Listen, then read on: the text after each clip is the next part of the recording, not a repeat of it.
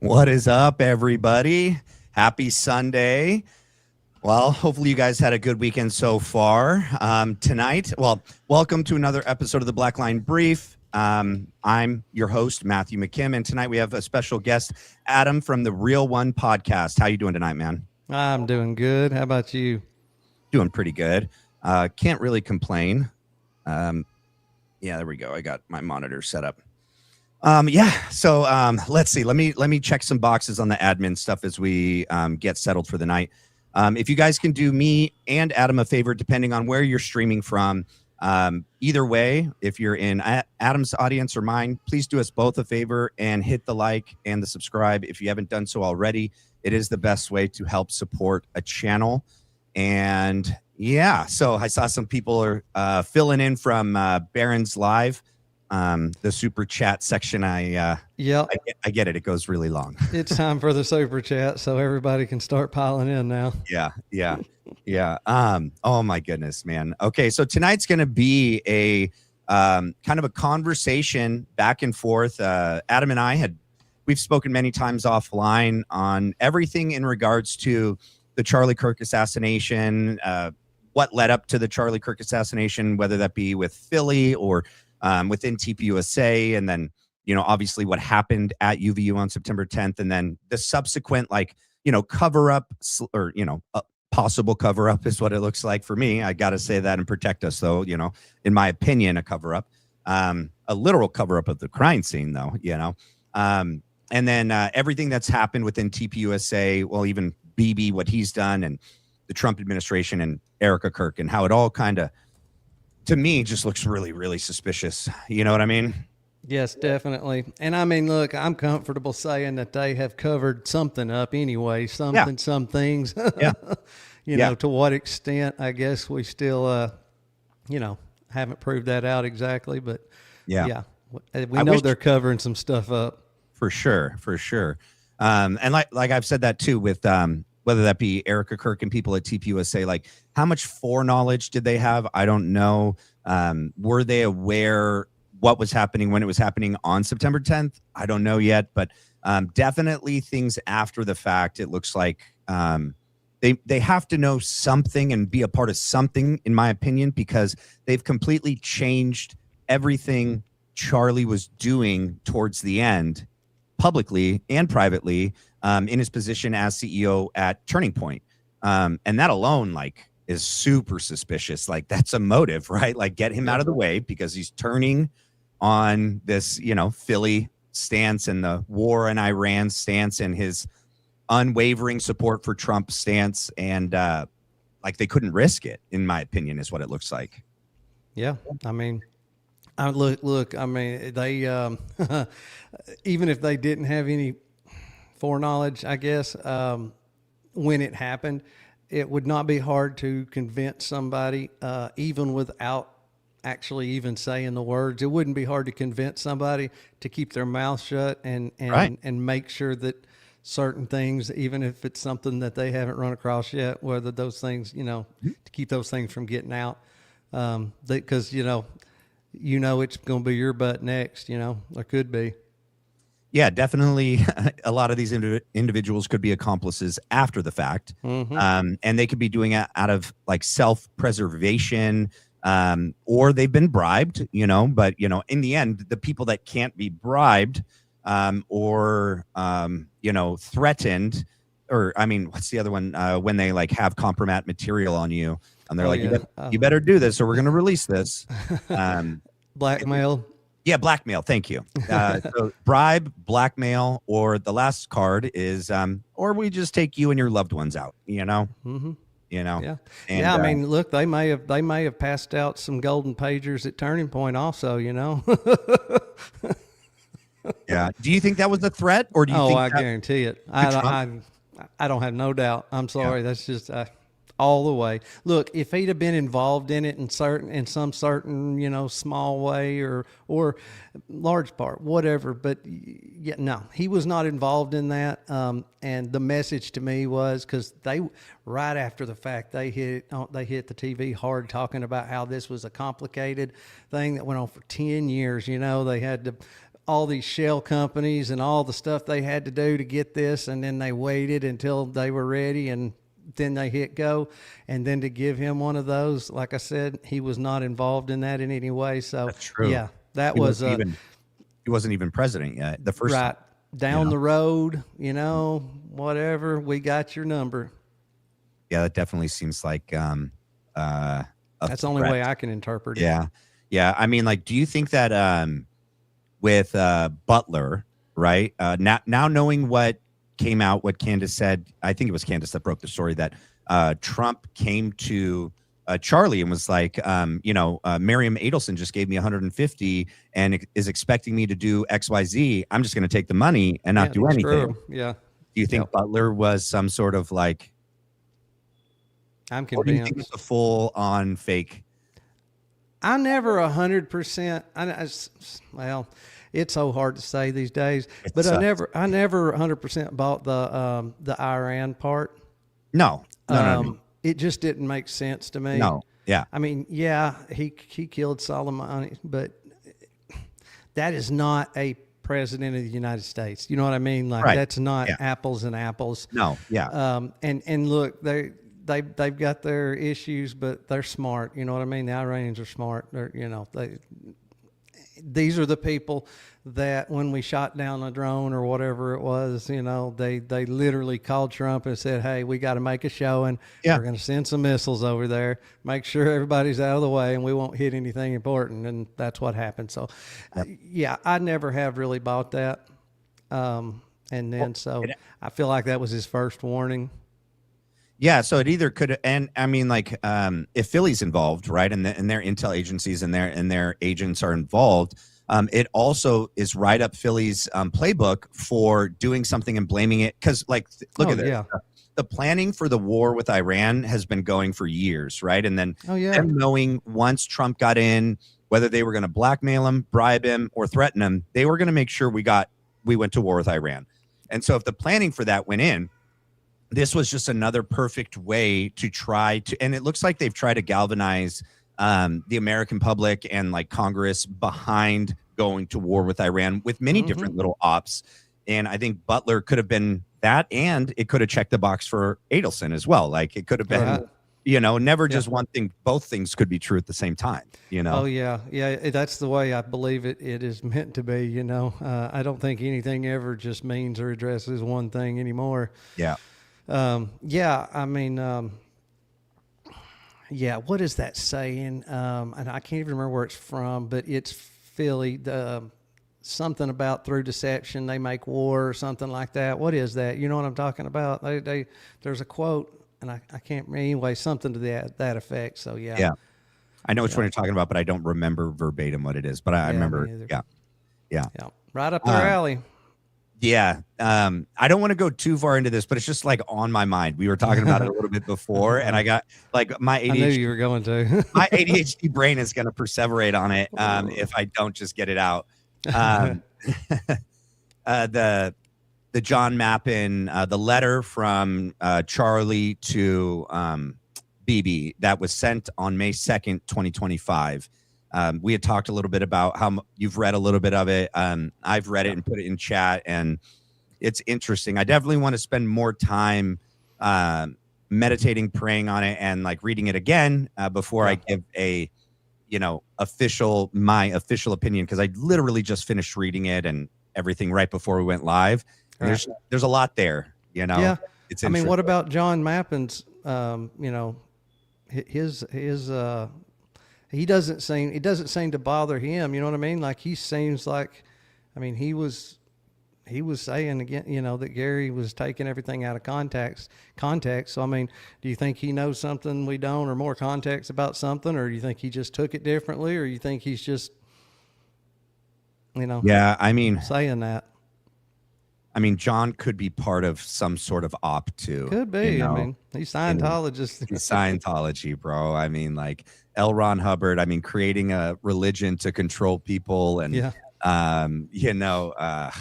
he was in the OSS, the Office of Strategic Services, which predated the CIA. L. Ron Hubbard, and I they definitely use even Dianetics and everything. It's a MK Ultra-esque mind control method of, you know, manipulating and controlling people, getting them to, you know, divulge some of their biggest vices and secrets.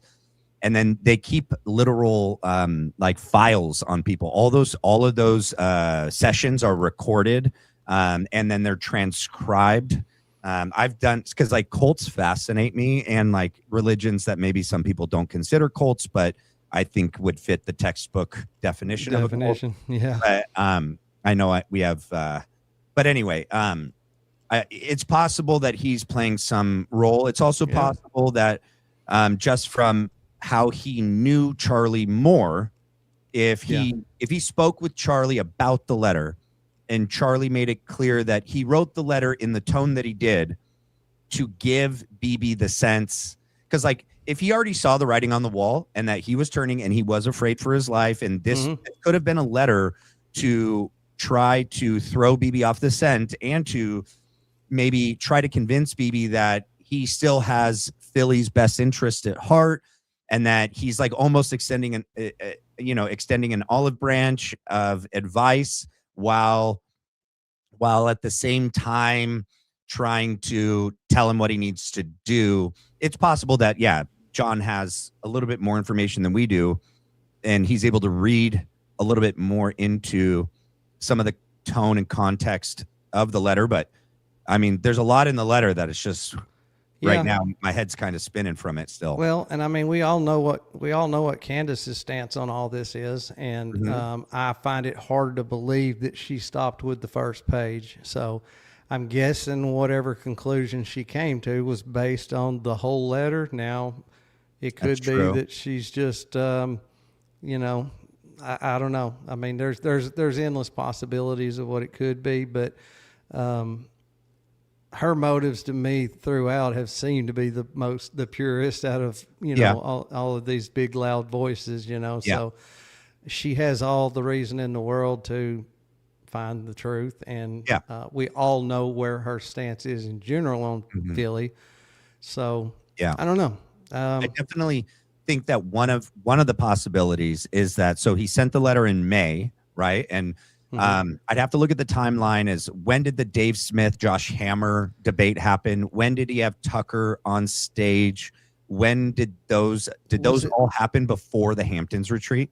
I don't know, but was it October when he did the PBD? He did that in 23 though.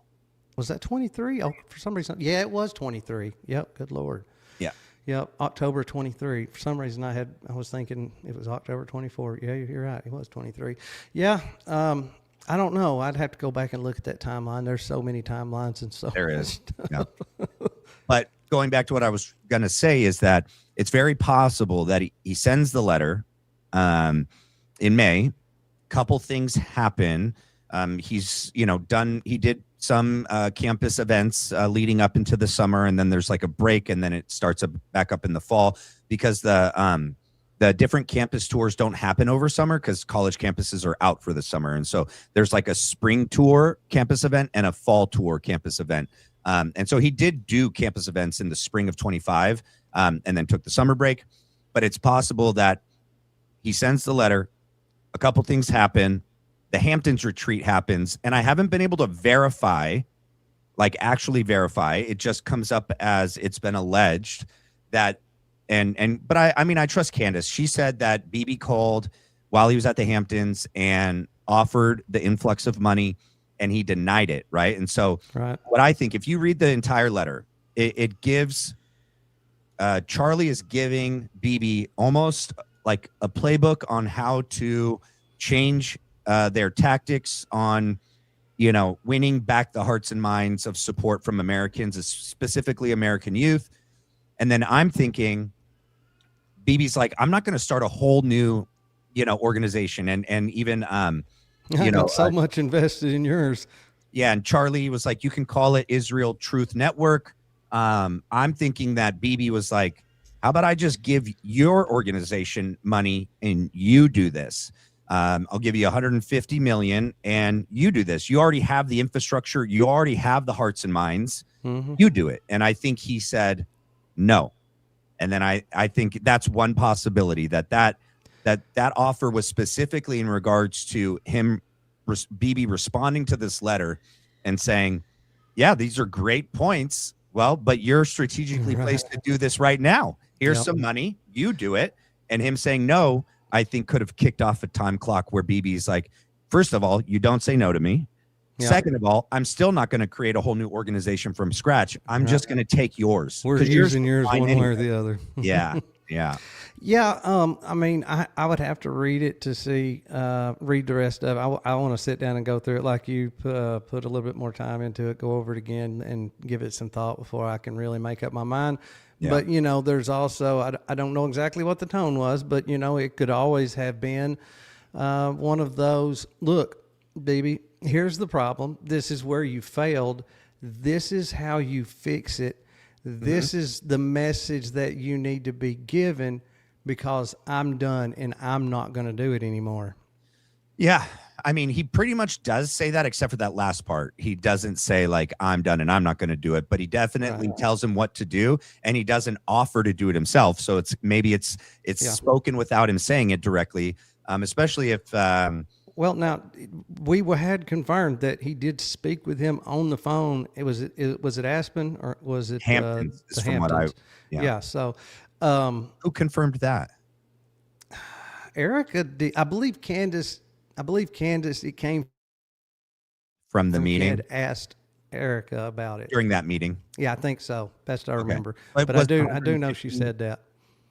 Did she also confirm that that's when the 150 was offered, or no, just that they spoke? Just that they spoke. Yeah. Okay. So, but I'm guessing, I mean, we've heard from Candace and, you know, others, I mean, others in a roundabout way. Look at Andrew talking about how, you know, when he turned down the money, you know, it cost him millions. Well, no, that's been hearsay. He's never said that. Did he not ever say that? No, Candace said he said that, but he's never publicly admitted that. And when I just did my little bit of deep dive, it's been alleged by different content creators, Candace being the biggest one, that he said that.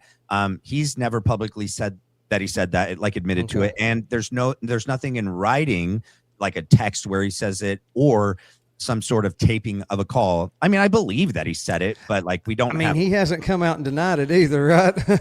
Yeah, I mean. Which, I mean, you can't come out and deny every little thing, but that one seems to be fairly... Well, and that's the slippery slope, too. Like, think about this. If you come out and deny one thing, and then you don't deny anything else, it's going to look really weird. Like, either way, people will draw conclusions, like, either way. And so I think in these situations, and even in my personal situation, it's like, you almost got to just not go down that road. That's why you don't give half-baked alibis also, you know? Well, that was stupid. Yeah, that was stupid. And obviously he did that with Erica's blessing and almost approval. I mean, as far as I know. Well, it's her finger. That is her finger. Yeah. That's her finger over the picture. And I mean, I'm guessing it is, but yeah. I mean, I've looked at it compared with the other photos I have of her holding up the necklace. Yeah, it does look like her. Mm-hmm. And I mean, I guess like I'm not a hand analysis, but I mean, it definitely looks like her hand. It doesn't look different. It doesn't look unlike hers, right? Correct. Like nail size, nail thickness, the width of the nail bed, like very specific. How many, like the different wrinkles on the finger. And I've done little bits like that. I'm not a professional, but like I've actually really looked at it more than just like a white female's hand. Like I've done a little bit more than just that. Well, I mean, and that just, there was such insane takes. I mean, by Gary Melton more than anybody. I'm officially blocked. He blocked me. Well, can you explain, please? Because I can't wait to tell you what, and maybe I'll pull it up on here. Okay. You were one of the first people. Well, we talked way back. This was like when my channel first started, and I think yours did as well. Yeah, February or something. Yeah, you would reach out to him like through an email or through like a comment or a super chat. No, what happened was I had made a video and I had plastered his face all over the thumbnail, and it got in front of him somehow or another. And he got a hold of me in the comments, Oh, did he really? Yes, he left me a Wait, you're- comment. How many people did you even have it on your channel at that Oh point? God. I mean, 25, whatever, less than 100, I think. Why would he care? Well, I don't know. And I may have had 100 then. I don't think I had that many, but it wasn't a lot. Yeah. And he he was my first like. He's like, I'm going to leave you a like since nobody else is going to. He's a little petty, passive aggressive. Yeah. And but yeah, and I got back on there. He said, "You're welcome anytime to come on my show, and we'll discuss all this." And really? I was like, yeah. So I'll be glad to. Yeah. But then you actually tried to nail down and plan it out, and he like ghosted you, and then eventually re-engaged and was like, okay, and then ghosted you again, and now he ghosted me again, and now I'm blocked. Yeah. So I've emailed him, I've sent him direct messages. He pretended like I didn't exist for a long time, and then I forget, I did something on X and I called him out. And he responded by saying he never responded to me because I'm beneath him pretty much. And there's too many of us like Candace propagandists or whatever. But pretty much cultists. Yeah. But by responding to me, it almost like null and voids him saying what he said. Because it's like, and why would you just not respond to me now? Like, why'd you respond to me now then? And then, too late, buddy. You responded. And then I tried to call him out and be like, bro, I've like asked you like so many different ways, like comments, direct messages, emails. And then he just never, he ghosted me. I'm not worth his time. I guess not. Well, I think he learned after, I think Zach Costello fared way better from that exchange, in my opinion, than he did. Yeah, and then the ecological criminal report off of X, he sat there and made Gary a couple times just say, okay, I'll give you that one. Let's go to the next one. Oh, did Eco go on his show? Yeah. Go back and watch that. Go back and watch that. I didn't know that. When did That's why I had him on my show. Oh, you had Eco on just after he went on Gary? Mm-hmm. What does Ecological believe about this assassination? He is not... He's not married to any particular thing. He has at times said he kind of leaned towards him being alive. Other, times he's kind of back and forth between that. But we have similar enough. I mean, like we can sit down and have a conversation, and we're not generally arguing the whole time. So I mean, like he's pretty well on the same page we're on. So okay, I mean, he doesn't made up his mind narrative for sure. Right, for sure. Right. And that's what that's why I reached out to him, because God bless him. I mean, I watch Zach, and I watch, some of these others that have tried to do this debate thing. And when you've got somebody like Gary that just picks up the court documents and waves them and is like, nope, I got the proof. Where is your court document? Yeah. Then what do you say? There is no way to actually win that argument. You know what I mean? So, well, okay. Don't engage in the argument he wants you to engage in. That's exactly. That's how Echo got him. That's how Echo got him. Right. And so when Andrew Wilson debated Zach, Andrew did the same thing, right? Evidence, proof. Exactly. Proof. All of which they don't really have on their side either, but they can cite these things from the documents, the charging, the probable cause. That's what they're doing. They call that evidence. Even though it's 90% speculation, 90% circumstantial evidence at best, with very little verification that any of it's solid physical evidence. It's just a list of evidence that we don't know the root. We don't know how any of it was collected, where it came from. None of it. No, the chain of custody. We still don't have like metadata on like the Discord and the chats. Yeah.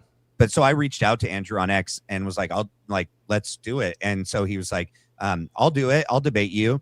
And then he's like, send me a debate prompt. And then I did. And then he proceeds to try to wiggle out of it. And I could even send it to you. And then I go back and forth with him until the end that he lost the argument about the debate prompt. And then he stopped responding to me. And then I was like, okay, can we schedule it? And then he responded. He's like, who are you? What is this about? Oh, God. He pulled a Gary, like, I'm so busy. I'm so famous. Like, who are you? And then I told him, and then he ghosted me again.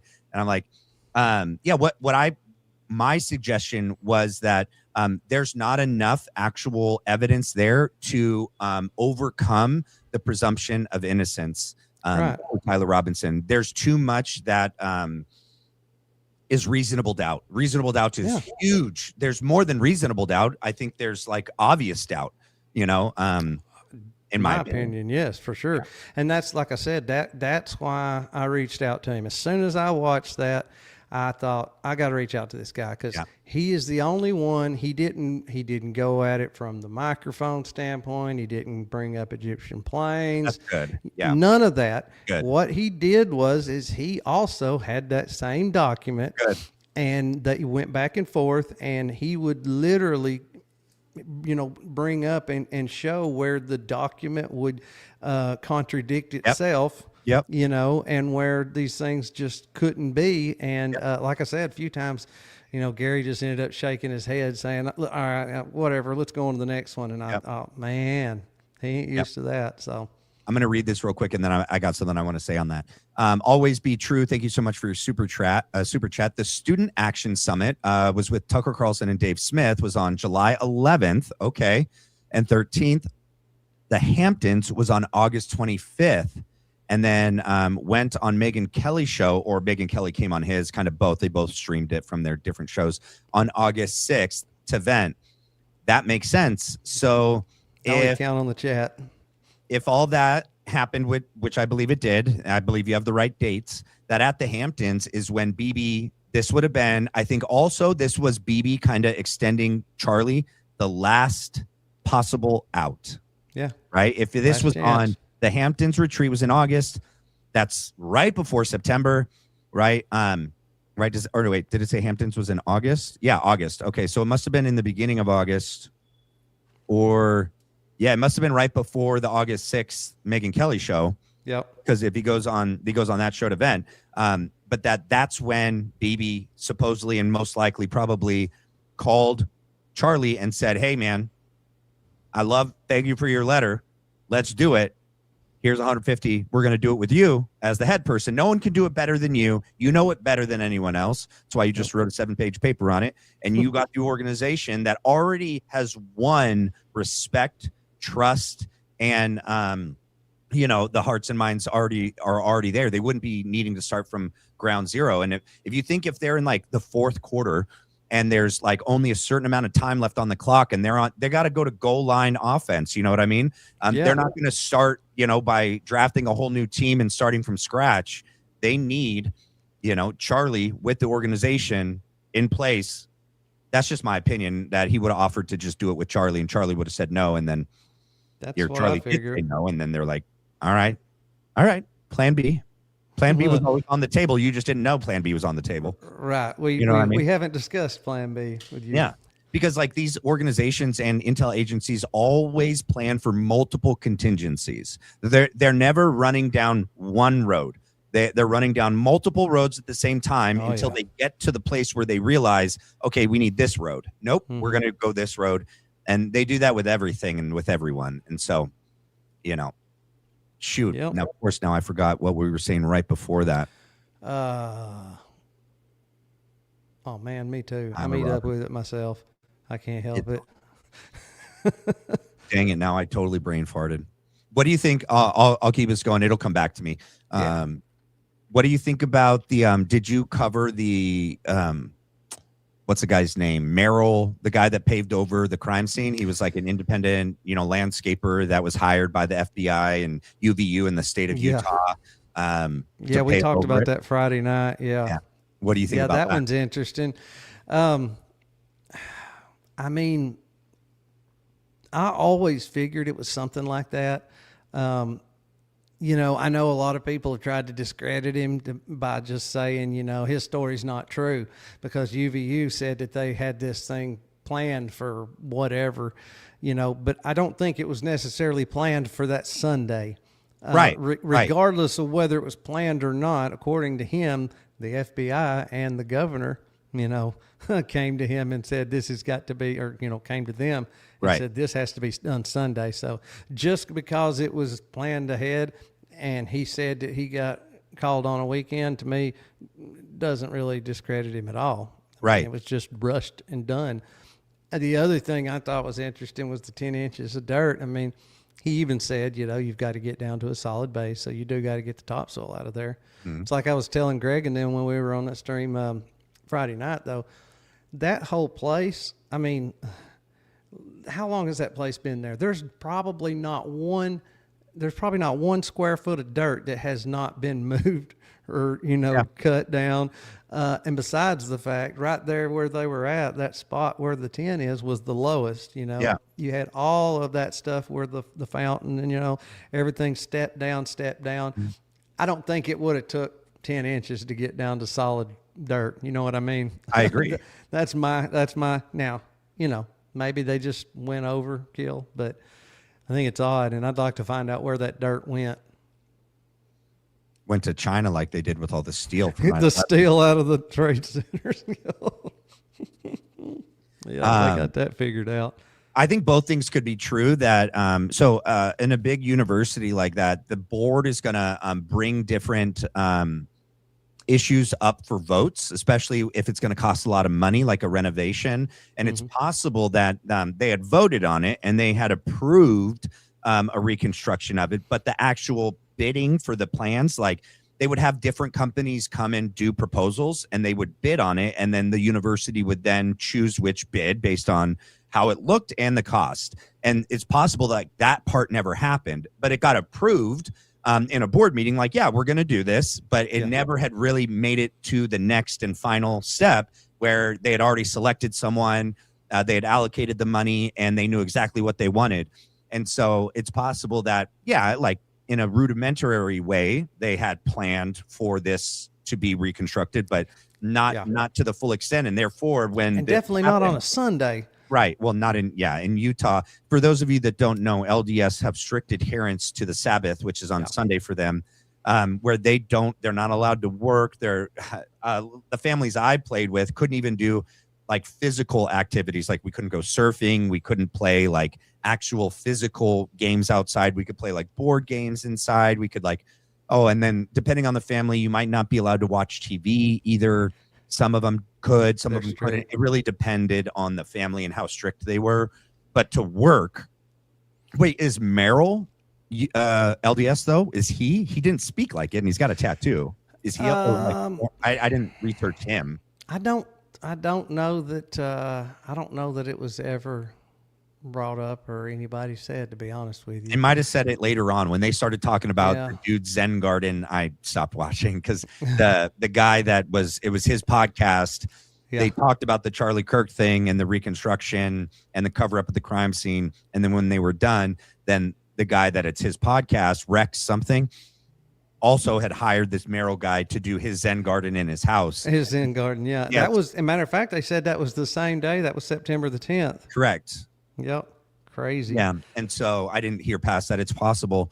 I mean, there is I just don't remember if he mentioned the LDS. Not in the beginning, he didn't. Right. Neither of them did in the beginning. And both of them, I don't know, both of them talked and act like they're not. But I also know a lot of former LDS or LDS that were raised LDS, but have grown up to be much more secular in how they talk, how they dress, tattoos, drinking soda, caffeine and things like that. But I think if you were to ask them, they would still say that they're LDS, but you wouldn't be able to tell. So it's possible Merrill and the host were or are in some sort of term, way. He did say that they called and left him a voicemail, and he said, it could just be because he makes enough money and isn't worried about working weekends, whatever. But he did say, I do not ever answer my phone on Sunday. So, did he really? Yeah. But that could also be something like Charlie did, right? Like, you don't have to be Shabbat Shalom. I mean, not that he's, observing the Sabbath in that strict way, but also a family man that runs his own business and works all the time and is on his phone all the time. It would also make sense without an LDS component that he might have some sort of routine where he promises to himself and to his family to not be on his phone on Sunday. Right. Yeah. It doesn't necessarily mean he's, LDS, but I did notice that. So, yeah, I mean, 90%, I think 90% of Utah's LDS, though. Yeah, for sure. Every bit of it. Oh, especially Provo, too. Well, actually, I mean the whole thing. But Yeah. um, Yeah, he said though that happened. That he had looked at dude's Zen garden, and he was on his way back from looking at the Zen garden when, when he got the call. when seeing all the cops and everything being shut down. Yeah, I definitely don't think like I don't know who it was, what creator was like, we need to look more into him. They find him maybe potentially suspicious of some kind. I didn't. No, Just I mean, listening to him, it didn't seem like it seemed like he was genuinely affected in a negative way by the assassination and thought it and he wanted to help in whatever way he could. And if we remember, none of us knew what we know now. nobody. On Sunday, the Sunday after, like Yeah, nobody knew. he would have had no knowledge of like who did what, where. The whole Philly thing hadn't come out yet because Candace hadn't released all that yet. Yep. So there would have been no red flags for him to be like, I'm not going to help UVU in the state of Utah and the FBI. I mean, and at the end of the day, too, I mean, even if he thought, you'd think they would leave this intact for a little while longer, at that point, there was 10 inches of dirt taken out of it. So, I mean, what's done's done at that point, where they called him in and asked him for a hand. True. So, yeah, the damage to the crime scene was done before he even got there. Yep. By the time he got there, there was no potential. I mean, I guess there could have been very small microscopic trace evidence that was left, but by accident. Like they definitely tried to remove anything possible by going 10 inches. And I agree that 10 inches is a little bit excessive for it already being down below ground level. Yeah. I'd say that was solid. That was pretty well solid, except for, the little bit of sod that was on top of it. Because the way that thing was like layered down, and stepped down to the bottom. I mean, that was at the very bottom. I'd say it was pretty solid without having to go too far. Well, and a question I have, because I've heard other people, and maybe I've never found out the truth about it. Was the grass there real? Yeah, I think it was. I mean, sod. Okay, and then was there fake grass also on top of the sod? I have not seen anything to say there was. There was some really funky looking pictures. Like cables go underneath. Yes, but it appeared to just go under sod, like they had laid at first. So Wait, I'll just tell they you, laid sod for the event. Allie had, but they probably got a barn full of it there. Okay. I'm sure they don't. You know what I mean? Yeah, they probably just go grab a roll. Yeah, that's true for like the football and baseball fields, and Yep. It kind of looked like turf on top of it. And best I remember, there's been so much, it's hard to keep track, but it did look like turf in some of the pictures. But I'm pretty sure I was watching Allie, and they devoted a whole show to right there at the tent. That's who I was talking about. Yeah. And I'm pretty sure, though, the consensus at the end was that it was just sod that was laid on top of the... Okay, yeah. I didn't make it to the end. Yeah. Okay, all right. Yeah. I mean, you're supposed to have, all those cords and stuff like that. They're supposed to have something over anyway, and, it didn't look the neatest. Yeah, there's moisture in the grass. There's a water fountain right there. Sprinklers would have to come on to water the grass, so there'd be moisture trapped underneath the grass. Oh, yeah. You would definitely want to insulate the wires, even if it's just with the plastic wrapping, and then you zip tie the ends once you're out the other side. There was a lot of questions. I mean, here's the other thing that bothers me. Okay, let's see how I can say this. If I had this is just me. If I had at my disposal some of the things that some of these other, I would love to see something seen all the way to the end. Like we've looked all these different ways, but we've never arrived at anything. Right. Like there's all these things that have been brought up and could potentially be really important. I hope that we circle back to them. We're going to have to circle back. Yep, that's right. I mean, I hope so. Yeah. When though? And that's when I was like, I hope we don't get to a year and we don't have answers to some of the questions that were brought up in September, October, November, December. Mm-hmm. Well, I mean, to me, the first thing that's going to happen, especially if we ever hope to have any official answers, is of course, if justified, Tyler gets acquitted or whatever, once I can promise you with something this big with this much public, interest, if a jury finds him not guilty or something to that, gist, there's going to be a lot of people that are going to be demanding, they get back to investigating, so, I don't know. That's my best case scenario. I'm hoping that when he gets off that, they have to open up do a real investigation. I mean, here's the thing, man. It's just, I don't mean to be so pessimistic about it, but I mean, I think I'm more realistic, like just looking at the track record of. Oh, no, I agree. No matter the administration that's in, whether it's Democratic or Republican, it seems to be two sides of the same coin. Yep. They act like they're different and they're opposing one another, but really in the end, they never actually truly go after the other side, not to the point where anyone ends up in jail. Yep. I don't know that you're true. I mean, that's 100%. Would investigate. If they were going to do it at all, they'd do it now.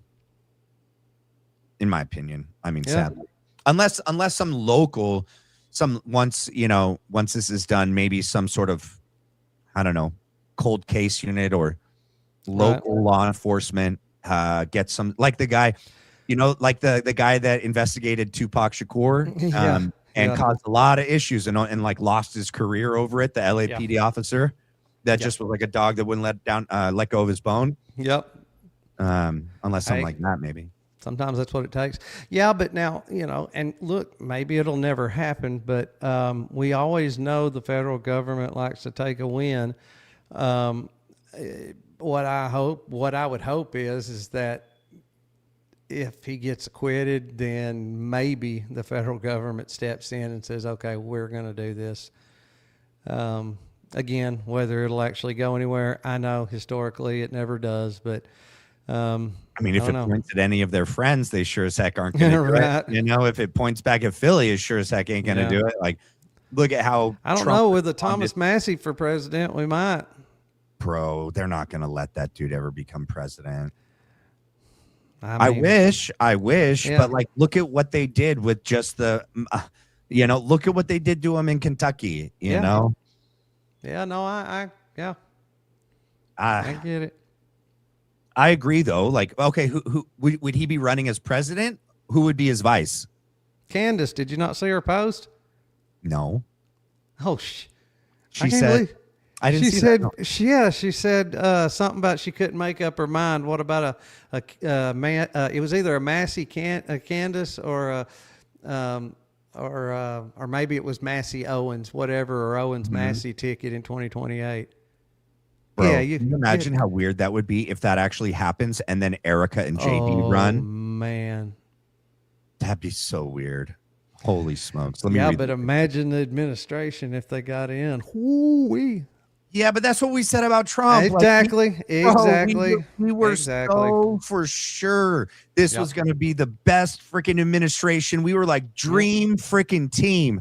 We're like Cash Patel, Dan Bongino. No more second administrations. RFK. Like we literally looked at everyone. We're like Tulsi Gabbard. Like all of them. All the best.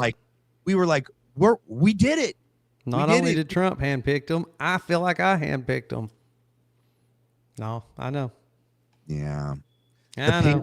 Let me read this real quick. The paving job at UVU wasn't scheduled. Barron covered it. Episode 37. Maybe it wasn't scheduled, but it seems like it had at least been approved, like was on the, it was something that was planned. Yeah, that's what I said. Always be true. I didn't say that it was scheduled to be done. It had been referenced that it, like it was already, like it was talked about as being something they were going to do. And that's kind of what I was speculating was that like, these kind of universities, all these things go up for votes on a board. And then it goes to the next, stage where they're talking about, accepting bids. They have to allocate how much money. And then they start, offering it to different companies, and then they start accepting the bids, and then they, choose which company does the best bid. And what I was saying is that, yeah, probably like they had talked about doing this down the line, but it had never made it to the actual like next step. But then it got pushed up a lot. Yeah. Which in and of itself is just one more super, super suspicious thing. Yeah. And it's almost like, this is what I go back and forth on. Like everything they've done since this assassination seems like they either knowingly, they know that this is going to look really suspicious and they want it to be. It's like they want us. I don't know why. Remember, they're playing a totally different level of chess than us sometimes. Yeah. But when you look at like things that Trump has done, like his Jesus, like all the things that they've done, it's like, how can all of their PR people be that dumb? How can they be that dumb to listen to their PR people be that dumb and do this without realizing that the American people, or they're like that out of touch? I don't believe that. It's either they don't care because they have so much power. They're like, what are you going to do? What are you going to do? Or they're like, or there's some other sort of outcome that's down the line where they want us hating Erica. They want, because like, bro, do you really think Erica isn't aware how she looks when she gets on her show with a black hat? Gotta be. And she's just like, got to be. I don't see how she could be that out of touch. I'm telling you from the get-go, and maybe you're right. I've often wondered if she wasn't putting too much faith in Andrew. I've wondered from the get-go, especially since Mikey let it slip. I've wondered if he wasn't intentionally giving all this bad PR, that he thought he would be the natural successor, and Andrew? wasn't. Yeah. Just my thoughts. I mean, allegedly, but he just thought that he would be the, look at Mikey. He's young and this, that, and the other. And I speak for the company as it is and blah, blah, blah, and being close to Charlie. And he just felt like this is all allegedly just something I've been rolling around in my head, and he thought maybe he would be the natural choice, or at least for an interim or something, and then when she got put in there like that, like he got jealous. Do you believe? I can't name who told me this, but on good authority, this person says that John Mappin is the source that told Candace for Mikey McCoy to investigate. I think probably Andrew so. Colvett. Yeah. You do agree? Yeah, I think so. That only makes me question John Mappin more. Yeah. He strategically placed himself in this thing to have like all of this information that other people don't have that seem to, it could all be true. But he's been kind of quiet. He was kind of quiet up to a point, but like he's until he went on Tucker, and then he's not. Yeah. But but he's been there, like there's lots of pictures with Charlie and him together. Like, he's, they were tight. Whether that means what that means, I don't know. But did you not see the show? I did it the other day. They just did a show. Blake Neff, Daisy Phelps, Andrew Colvett, and Mikey McCoy. I couldn't listen to all of it. I heard bits and pieces. I need to force myself. To go through it. Andrew uses like 4 adjectives again to explain, to introduce Mikey. That could have been, I guess, him like taking a dig at him without us knowing, but they look just fine. They're sitting literally next to each other, and they're doing a show together, and both of them know about what Candace has said. Obviously. By now. They probably knew before the end of the day, but how weird is, both scenarios are weird. It's not true, and it's really weird. Who spread, maybe they falsely gave it to John and said it was from Mikey. I don't know. Yeah. I don't know. Or he said it for real, and now he's still got a job there. His wife's got a job there, and he's sitting next to Andrew Colvett, and it's just fine. Like, what's up with that? I don't know. I don't know. The whole thing is just like one twisted psyop that it's like you said, it's so hard to tell up from down, right from left. And that's not even, we haven't even started talking about like the different content creators that, are clearly they either work together, they have, they're coordinated, they come out on the same weeks with the same thing, Oh, they saying the just care same. about truth. Yeah, but but they're not bought and paid for, right? Right. They're truly independent, Look, some of the takes that Gary Melton has had to, like some of the things that he has had to say, I know he had to be just hating himself and everybody else involved when he was saying it, or typing it, or whatever it happened to be. Like, there's some that have been so bad, some of the worst takes I've ever heard. Let me read you don't do that for free. Okay. Yeah, no, I agree with that. I mean, the worst one, my favorite was, okay, no, we don't know if that was her kid or not because Erica hasn't confirmed it, but it doesn't matter if either one of them are her kids. When Andrew says, here's a picture to confirm that she was with her kids, if the thing doesn't have her kids in it, it's not confirming anything. Besides the fact she's not in the picture, her finger on top of the phone with the picture doesn't count. Right. God. So it's implied that she's the one that took the picture, but you know how stupid that is? Because like that could have obviously been her friend who took a picture of their kids. Well, not we know hers. It's not their kids. You do know that. What I mean? Yeah. We do know that for a fact. And look. So then somebody could have sent her that picture. She put her finger over the faces and said, here, now take another picture of this. Yeah, of me holding the phone, the picture in the phone. Yeah. And now this will be my alibi. And this is what I think is so. How could she be so stupid to know that there is no way that anyone that knows anything about Charlie and their kids knew that Gigi was 3.5 in September and Mac was 1.5. And those kids in that photo are like 5 and 7. Mm-hmm. So like, there's no way she thought none of us could look at all the photos and find out how old Gigi and Mac are. There's no way she's so dumb that Andrew said, just do this, and no one will know. There's just no way. That's my point, is that, in my opinion, she knew that this would, like, it's feeding this whole thing that, like, she's evil, she's part of it, and I do think she is, but like, yeah, I also think they want us to think that, and I don't know why. Again, what if she didn't know? I mean, maybe she was telling the truth when she said Andrew went rogue. I mean, like, he could have sent that without her knowing it. How did he get her finger on it? I mean, I guess it could have been his wife's finger if his wife is white. I mean, yeah. Or it could have been Elizabeth McCoy's. I mean, it looks like Erica's. Like, or he may have just said, hey, I need you to, maybe didn't go into detail why, but I need a picture. I need you to do this. I don't know. Who knows? It's weird. Yeah. I mean, but wouldn't so, I mean, Erica being Erica, she would know that, okay, wait, you want me to send you a picture for the morning of the 9th? Right. Okay. That's obviously for the, like the Fort Huachuca thing. And, or she's going to be like, why do you want me to send a picture of my kids and you want me to put my finger over it? Or she decides to put her finger over it. Or and the like neighbor's kids. And doesn't ask a question, doesn't ask Andrew, like, what do you want this for? I don't know. Even if you asked her for it, like by the end of the conversation, she would have found out what it's for. You would think, yeah.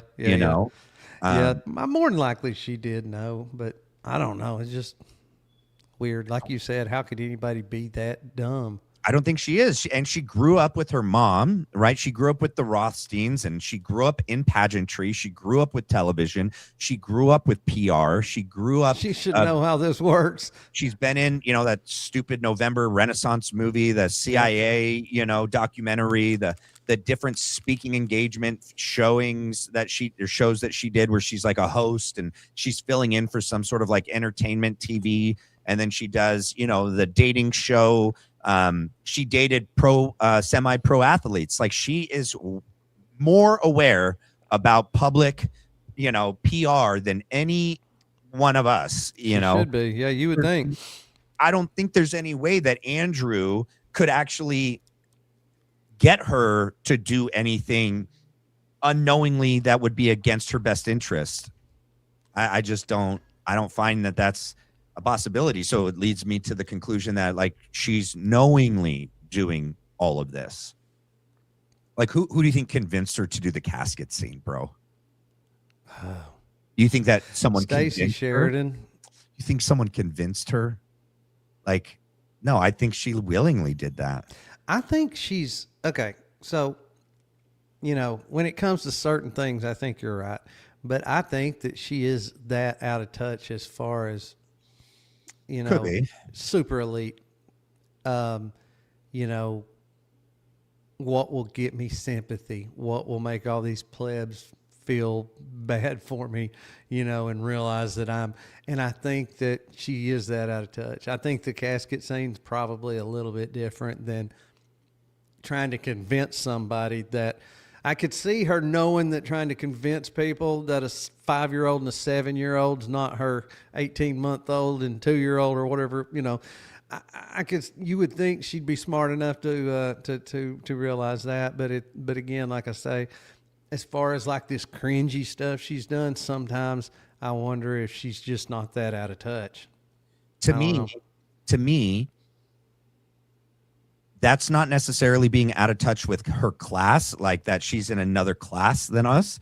To me, that's being out of touch with humanity, with her own humanity. Agreed. Like that's a totally different type of out of touch. That's not just like I'm an elite person and elite people would like this. And I think, therefore, the poor people would appreciate this as well. Yeah. This is like no one alive that's a human being with a heart and a brain will ever think you taking a video a day after your husband was assassinated of you kissing his hands and then posting it, like that is being out of touch with humanity. Posting it on Instagram. I mean, like, so we're talking about a class of people that probably has their, you know, some of their people, you know, stuffed and standing in a corner somewhere. So, you know, or they're all in a freezer waiting for that technology to reincarnate them. Yeah, that too. Or their consciousness into, you know, a cyborg or something. Yeah, that too.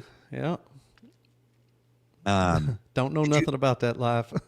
Did you hear, did you see the show that I had with Tommy Borum? Yes, I did, or at least most of it. Yeah, I had to watch it because me and him had done one like 3 weeks before that. So I wish I would have asked you. I wish I would have asked. Did he say some of the stuff on your show that he said on mine? Yeah. Were you aware he was going to go there? I was giggling whenever I couldn't help it. I was like, dude, I could see his face turning red. He's got sweat popping up on his forehead. I know. I'm not monetized, so I wasn't too. You weren't monetized yet? No. Yeah, well, I was. Yeah, I know you were. That's why I knew you were probably sweating. I was sweating. But it was too late. I didn't realize you were doing it till you were doing it. So but he's also, isn't his channel monetized too? So I mean, like, I don't know. I mean, he's got enough followers. I don't know if he's got the watch hours. Well, and I also know that he didn't end up saying anything that would have that dinged the channel. It didn't. Right. It didn't send any red flags. It just was.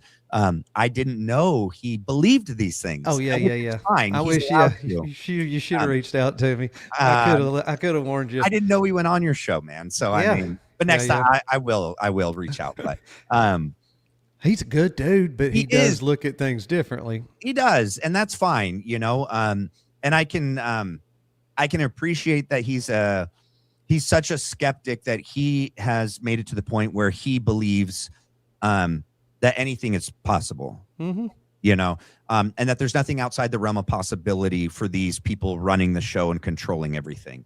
However, he's an honest dude. He has no issues telling you what he thinks, and he has no problem laying it out. 100%. And even though like we landed in totally different area codes on some of these things, I would more than be happy to have him on again, because I don't believe he was grifting. I don't believe he was doing it as a bit. I think he genuinely has thought this for him and he believes it. And I think more than anything, I appreciate genuine authenticity and honesty, you know, and he's allowed to end at a different conclusion. Think another thing that made me giggle, especially when he was talking about, you know, what he thought about Charlie and his motives and this, that, and the other, was I started kind of laughing because I didn't realize that either. I'd seen him on DD and they talked about the messages, I did a breakdown of that. He never said any of that on right, TV. right. And so I know how I felt when he first started saying it. I was like, oh God, what do I do now? I was just not expecting that take, No, and can you imagine too? You have your community that are your avid community members who are watching this too, and probably having the same reaction you are. But I'm on camera, and I'm like, man, I know I'm gonna have to push back on him, but I want to do it in a way that's not. I told him right then. I was like, "Look, dude. I mean, I'm open to all things. I'm not married to anything. I don't believe that's the case. But now, if I was showed the proof, I mean, I'm not saying I couldn't be convinced, but that's just not where I'm at right now, and I'm good with us disagreeing on that. Yeah. So, yeah. And here's the other thing. And here's the other thing too. A lot of these famous actors and political figures, politicians, they can keep things secret for a certain amount of time, but it always ends up coming out, right? Yep. Like some of these people's proclivities, and they're used to the old days back when they, Mm-hmm. And so I don't think JFK. I just don't think that there's any way that Charlie, number one, was this way. Number two, could have fooled us so convincingly day in 320 days a year on the road and in front of a camera, in front of audiences in different venues live, that he never had a moment where he broke character. He never had a moment where his true self came out. No one ever caught him running off on doing some of these things, and the paparazzi got a photo, or just a civilian got a photo seeing like, I see Charlie here, like and then just for me watching him day in and day out, I just don't think that he was a fake individual. But no, I mean, look, the whole entire world on the evening of September the 10th was mourning. I mean, there's not too many people that have that effect. That effect. Yeah. And if it was not sincere, I mean, that is just a new level of, that's a whole, yeah. I mean, touche, you know what I mean? Like, all right, it's gotten to the point where we're cooked. I mean, look at Erica try to be genuine, and look how she bad can't do it. She can't do it. And either she just really sucks, or she's really evil, or they want us to think she's really evil. So record me saying, I don't want to go home. That's weird. Do you believe that? And then the excuse and then she doesn't go home. And then she doesn't go home. She's out there on the side. Yep. Nope. And so then you really got to ask, like, what was that then? I just want to go home. We know what it was. And she's like, we know what it was. The driver and her people are like on the phone scheduling a flight. And she's like, what are you doing? She's like, you said you wanted to go home. And she's like, you should know by now. That's for the plebs. That's like, for the camera. No. We're going to Michigan. We got work to do. I'm building. We're building. Come on. Yeah. Oh, yeah. We're building. Don't have time to come down there. She stole that from Charlie. Oh, right? Yeah, for sure. Yeah, anything that she says that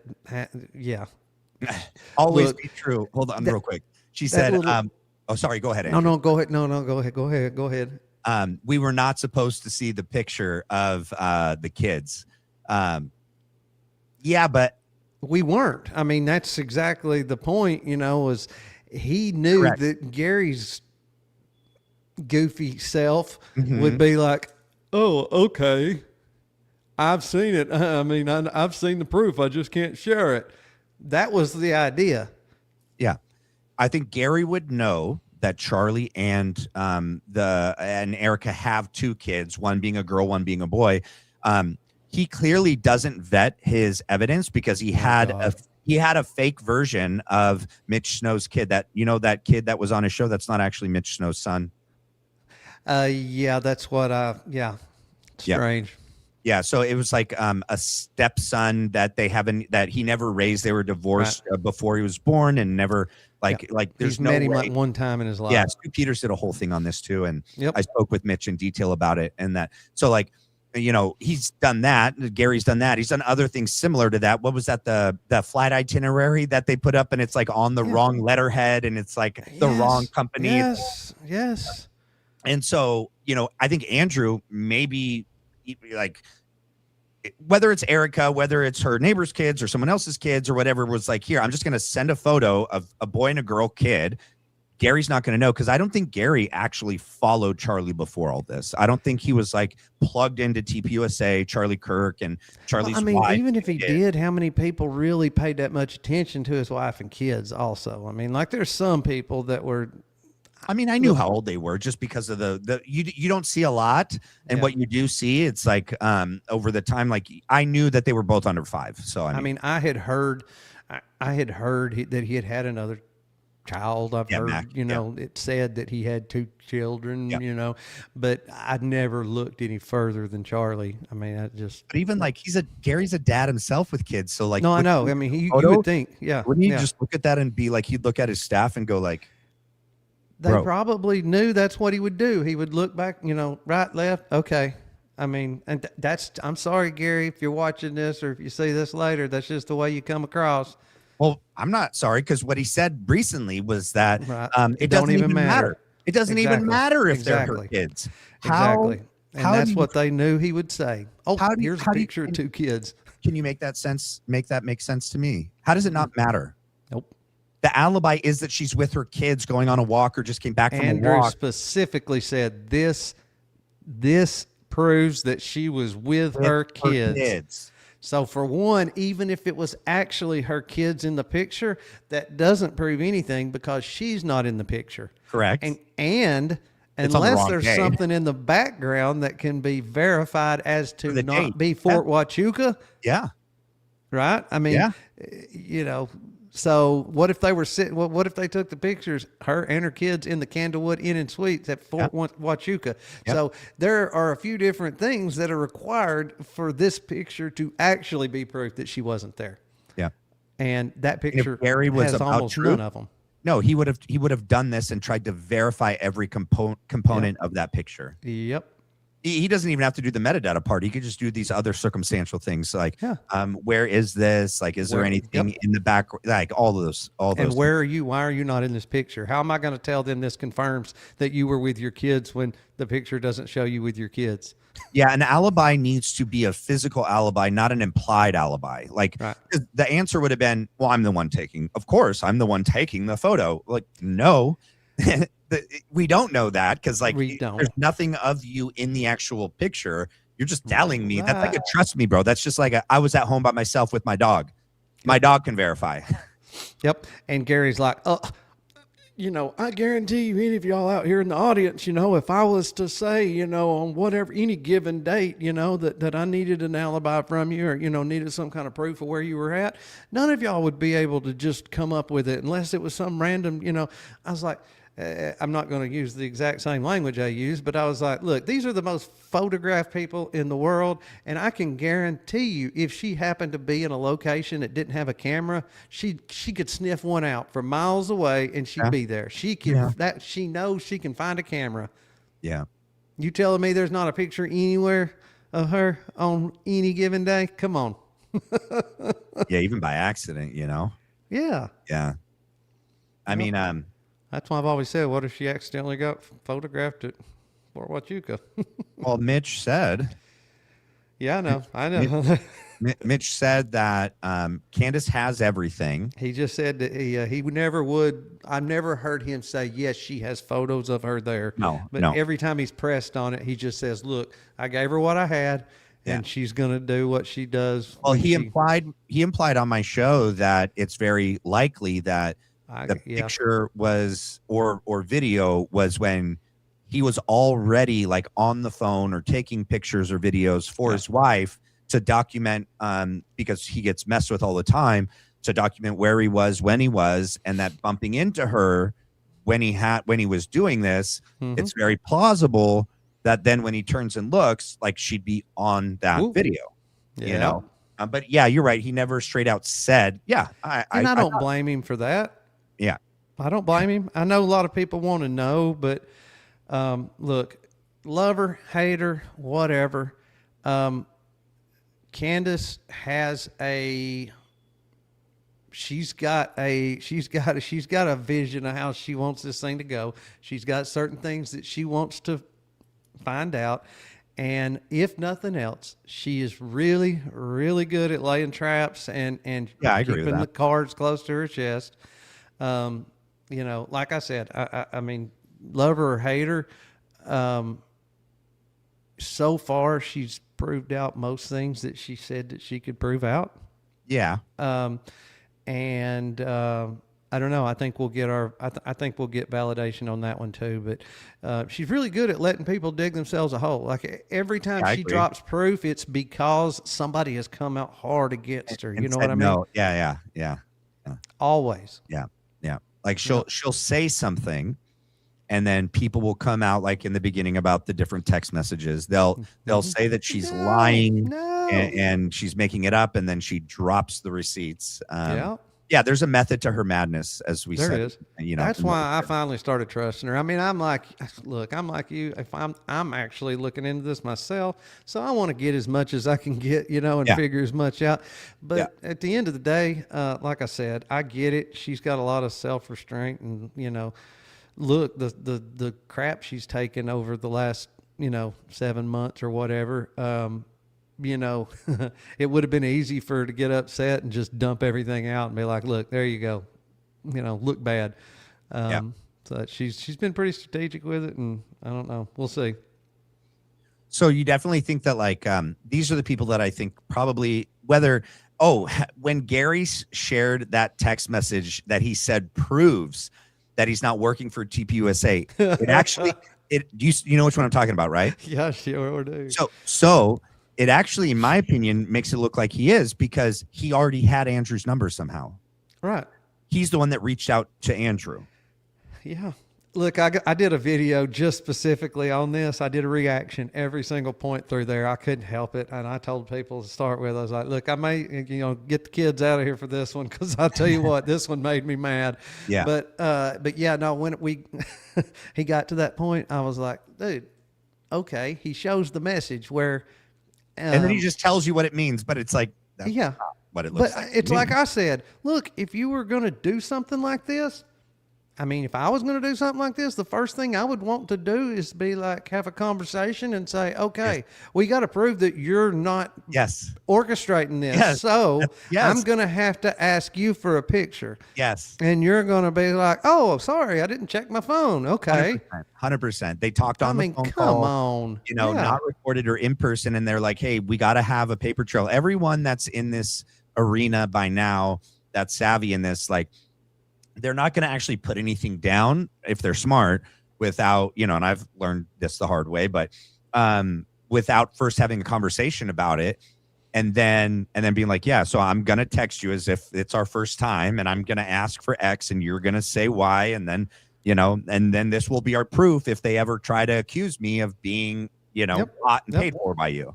Like I have to do it for work. It's so dumb that he acted like this is proof. And he just and he goes, he's so proud of himself. And he's like, yeah, proof. And he just, you know, and I'm like, Gary, that's so clearly not what that means. Not proof. It doesn't prove. That's as much proof. That's as much proof of that as, you know, the picture proves that Erica was with her kids.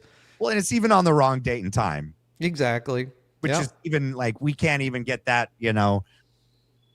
Yeah, I mean, and that's why I just don't believe that they're all this stupid. I don't know.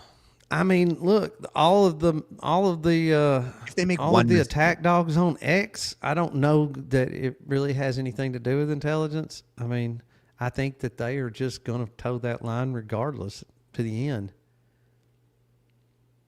I may be wrong, but it just seems to me like it's a whole, you know, Donald Trump, TPUSA, you know, Republican Party.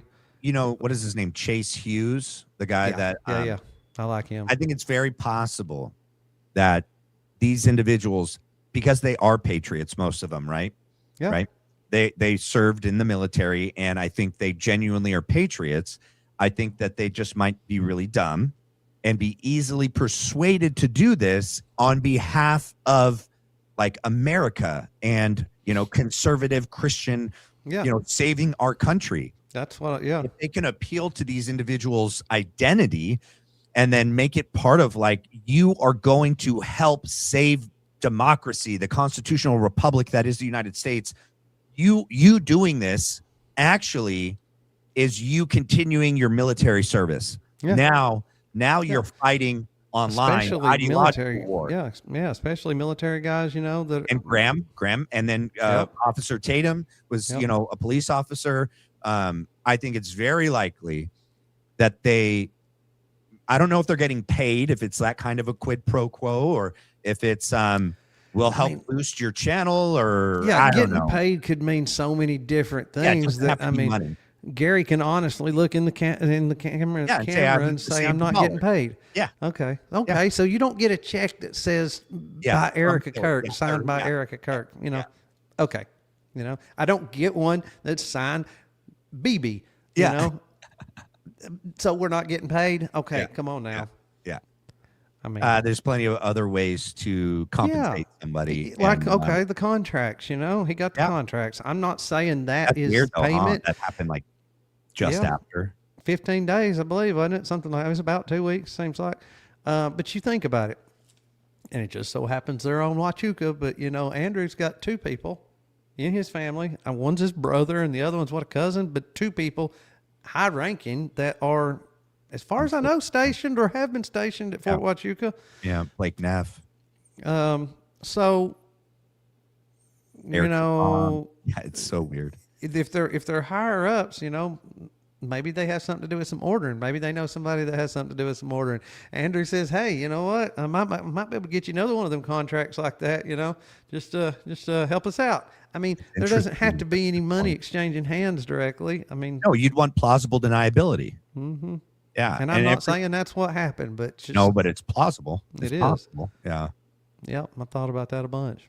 What is your I'm going to have John on again this week. He's been doing more research. He's got some. Yeah, I got to holler at him again. Yeah, I like John a lot. Yeah, he's a good guy. Yeah, I think so. Yeah, that's my opinion. I'm sticking to it. But what do you think was the cause? Did you hear Tommy's theory on what he think killed Charlie? Yeah. The receiver, the Rode mic receiver pack in the back. Yep. And that it maybe had, like, you know, the movie. Listening to Project Constitution, I guess. Why is that? What he believes too? Oh yeah, he's been on that pretty hot and heavy. Yeah. That there was like little balls, like bearings. I don't know about all that, but he believes that it was projectile. He just believes it was the pack. I don't know. Like I hadn't sat there and watched the whole, you know, deep dive, the breakdown, but I do know that he believes it was the microphone. Only it was the receiver pack instead of the actual microphone. I don't know about that. To me, I'm sorry. How did the wound get so big then? Yeah, I don't. And how did it make it all the way up out of his neck? Like, wouldn't it? Tommy, if you're watching this, I love you, dude, but no, I don't think that's it. Yeah, I said that too. I don't think it was that one, but he's on the right path anyway. I mean, at least he doesn't believe it was a 30-06 at 140 yards. 100%. What do you? And I'm not claiming I know, but I lean more towards John's theory than anything. He's answered more questions for me than anybody so far. Yeah, I agree. I mean, he was even willing to, you know, bite the bullet and accept the van theory, which he, like myself, hated. Just sounded so dumb. Wait, back up. He didn't like the van theory in the beginning? No, at the first, he was the same as me. Like, come on, that is ridiculous. I mean, that they shot a bullet into the back of the van into a ballistic gel. So he was against it in the beginning. Yes, absolutely. What made him change his mind? The audio. Really? He narrowed it down. They were getting that certain sound signature, and he could not figure out what it was. And I don't know exactly. I don't want to misquote him, but somehow or another, he ended up on YouTube watching all of these test videos of 30 calibers in ballistic gel. And there were several different things, like regular firearm, you know, and then there was also like an air type gun that was a 30 caliber. And so he was able to compare all of these different style 30 calibers in ballistic gel. And I mean, it came out almost exact every time, and he couldn't find any other thing that he couldn't find anything else that would explain it or make that sound signature except for 30 caliber in ballistic gel. Yeah, it's like an air fart kind of, right? It's Right. like, because it pushes it in and then it's doing Yep. this, and it makes this sound where it's like this air is escaping and it reverberates and Yeah, there's vibrates. everything's got its certain pitch and certain, frequency and all that. So, Yeah, an but equal and yeah, opposite reaction. I didn't like the idea either. I thought it sounded dumb. Do you think that it's plausible, likely, Yeah, or yeah. yeah? I mean, it's awful strange that you had the van door open and then while everybody's busy running, the guy's closing the door back. I mean, Yeah, there's stranger so that's things that have interesting. happened, but I'm glad you told me about that because that was the only thing, and I've told John that I was that I had trouble with. you had to get that sound from somewhere. So, Yeah, you But I had also to be able to mask it. now, like, also because of certain people that were in my vicinity for a long time. Are you trying to shy away for wondering what was? Well, I think that a lot had influenced Yeah. me, and I, I believed certain people. I'm staying like this. I'm not naming names. So No, I know. And look, it's hard, appreciate it. especially when you start talking about these graphs and data and stuff that, like me, I don't know. Well, no, that's the other thing. I have to trust John when it comes Yes. to the analysis because I have no clue. It's like speaking gibberish to me. But all around, I've never seen anybody question his. I've never really seen anybody credible, question what he's coming up with, his data and stuff. But as far as Or his motives debunk and all him, that, I mean, right? Or come out with different analysis debunking him either. right. I haven't seen that yet either. Exactly. And the thing about it is, I don't know. I mean, like I said, I didn't like that theory either. I just thought that sounded dumb. Why would you do that? But, I can tell you right now, no matter what kind of speakers were used or what kind of soundtrack, they didn't play that sound over the speakers. So there had to be not something. the one that was captured in the phones, right? Because Right. and in the different cameras that were used, because Yeah. you can't fake the like N wave, the Mach cone, Exactly. and you can't fake how it's picking it up on the left speaker, and then as it travels, it now Right. picks it up on the right speaker, and then it, Exactly. Yes, you could not. There's just no way to fake that. And then, besides that, if you don't have, so this is all coming from one source. If there's an actual gunshot, it's all coming from the one source. But the way you would have to do that to make it sound like sound was traveling through there, you would have to have all these speakers lined up, and this sound gradually go from one to the other. All in the right order. And I mean, I don't see how it ever worked with a person's ear either. Not anybody that had heard many guns go off. I don't know. It'd just be really hard to. I just don't think so. Like you said, though, with the Mach cone and all that, I mean, that's the only thing that can create that Mach cone is some object breaking the sound barrier. So, right, yeah. You believe Rick Cutler was a distraction, right? You don't believe he actually did anything with this shirt, right? Not that I know of. I mean, no, I don't think he. So what do you think about that wrestler guy on X that swears? What's his name? Oh, and he's got like a goatee and he's shaved head. He's a white dude. Yeah. And he swears, of course. Palm Pistol Rick or whatever he calls him. Palm Pistol Rick. Yeah. Yeah. Well, look, Zach from Wolves and Finance is convinced that he done it too. So. Yeah. But then when you look at stuff from that video, like he knowingly like misrepresented. He had to have. I don't see how he could have done that whole video. And like those glasses. Yeah, the glasses were somebody did something to those. They weren't. Yeah, I pulled up pictures of him, the clearest ones I could find. Yeah. But I kind of zoomed in on them, and I was like, "Say them glasses are not those glasses." No. And the same thing, I was like. Well, and the timing's off too. It doesn't even match. Right. It doesn't even time up with the actual sound either. Yeah, right. Yeah, and that's been debunked about him counting down. That the 4 and the 5 don't line up with like the 4 with the actual time. No. Yeah. So, and but I got online and just Googled when he was talking about that pistol, and the shape of it. When I did my show talking about it, I just got on, just Googled, grabbed a couple screenshots. What I Googled was skull ring in blue jeans or something to that effect, or blue jeans skull ring. And yeah, so I showed a couple of cowboys that could have possibly been, carrying a palm pistol around in their back pocket, looked just like his back pocket. So Yeah, it was a dip to can. me, it seemed more plausible that he had a can of dip in his It was back a pocket dip than. can. And I mean, it could have been nootropic. It could have been actual, Yeah. tobacco dip. It could have been dip pouches. Like Yeah, most it could have guys in the been. military, in prior military, the Oh older you yeah, get, they like all do that. you either smoke cigarettes or you dip. And a lot of the older guys dip because you can dip anywhere, especially in the military. You just carry an empty water bottle with you and you just spit in it. And so I think and now with these new ones out there, you don't have to spit at all. You just swallow it because it's like just Right. flavored white powder. And so, Yeah, it's good stuff. I think Tastes like candy. yeah, it's much more likely that it was something like that. These guys Yep. are all prior military guys. Yeah. Yeah.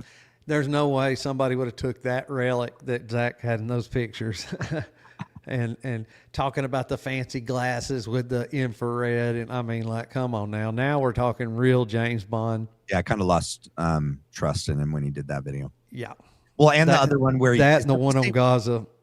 Yeah, that was bad too. But that was older, right? Wasn't that one older? Yeah. Yeah, that one was way back.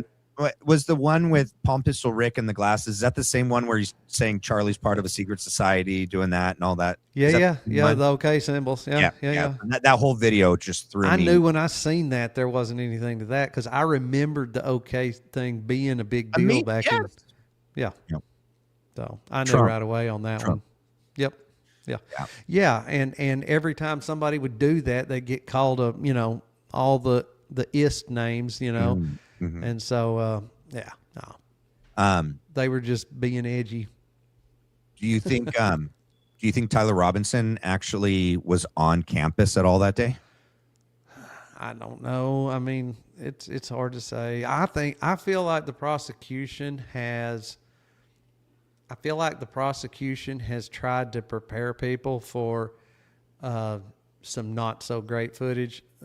It's not going to be this, just open and shut. Like there he is, he walks in, he does the deed and he leaves. Correct. When they talk about seeing him there early in the morning, but then all of a sudden when they talk about him later, he's wearing a disguise. So if he's wearing a disguise, must mean that he's kind of hiding his appearance. Well, they say that too. They do. They say that he's also aware of the cameras, and then they also say the cameras, they are preparing you to accept that the afternoon photos. This is why I don't think he was on campus at all. The morning when he shows up, he parks in the parking garage. He exits his car. He's wearing his maroon shirt, his shorts, Converse, and his hat. And they're like, you can clear as day. They definitively say it. So we know they're comfortable doing that. Yeah. They're like, it's Tyler Robinson. He walks around campus. It says they say he scouts out campus. He walks around the campus, but then he leaves. Then he comes back. And I don't think it's Tyler. I think it's a totally different person. The build is different. The skin color is different. The complexion's different. His shoulders are different. And he's not even wearing a disguise, especially if you just compare him to the morning. The only new article of clothing that he's wearing that he didn't have in the morning are the glasses. Well, that's what I was going to say is, the guy even says he's wearing a disguise by, having the glasses and put the hat down. He already had the hat on in the morning. So I know. To me, it was just prepping people. Yeah. And then he says and the afternoon photo or videos aren't as clear. You can't, but he's like, but you can tell it's the same person because he's the same rough age. He's a white male and he's about the same weight. And it's the same issue when they reference the video of him supposedly getting on the roof. Even though he bends both of his legs, you can clearly tell there's no Mauser in his pants and it's not in the backpack because it wouldn't be concealed. It'd be sticking out the backpack. He climbs over the rail. He walks up. He bends his knees. He climbs over. And then they say that they have him running, low crawling, and then laying down. They don't say they have him taking the shot. They don't say that. Right. It's not in any document where they're like, we have it on camera, him taking the shot. It says it says we have him then after the shot rang out, jumping up and running and jumping out the building. Mm-hmm.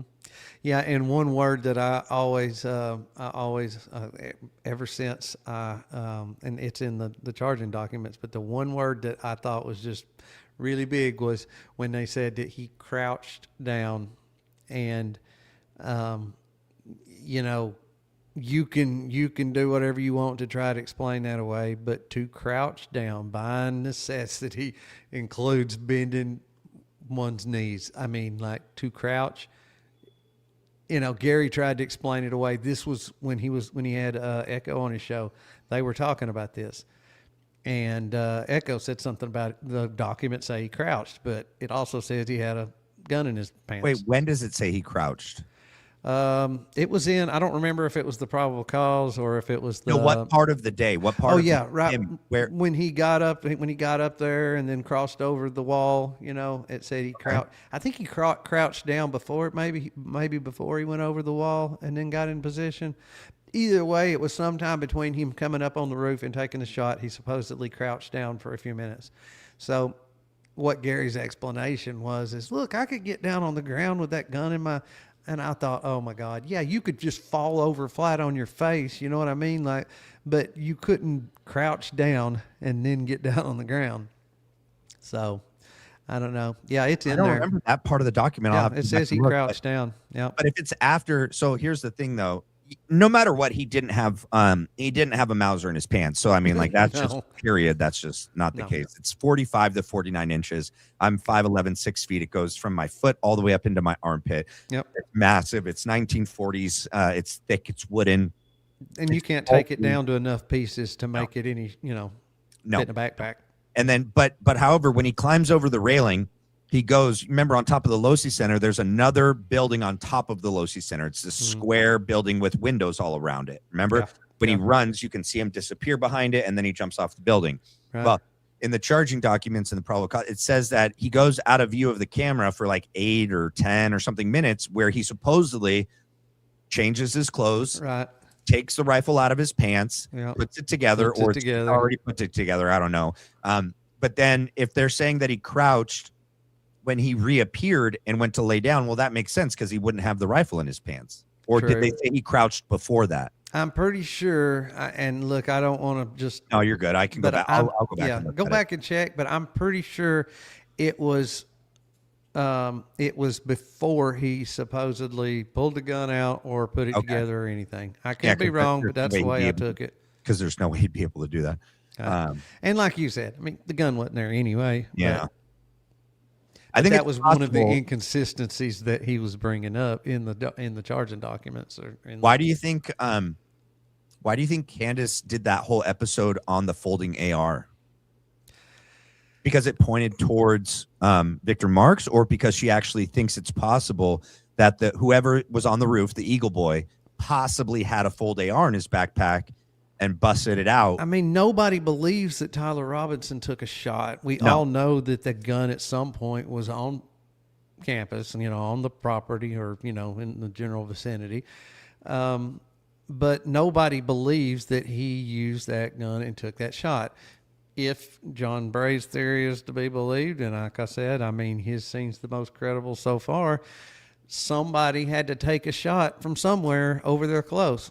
And so nobody else from Sorensen though, right? Or when he did the angle and the analysis, it doesn't come from Losi Center, right? It comes from like 145 or 130.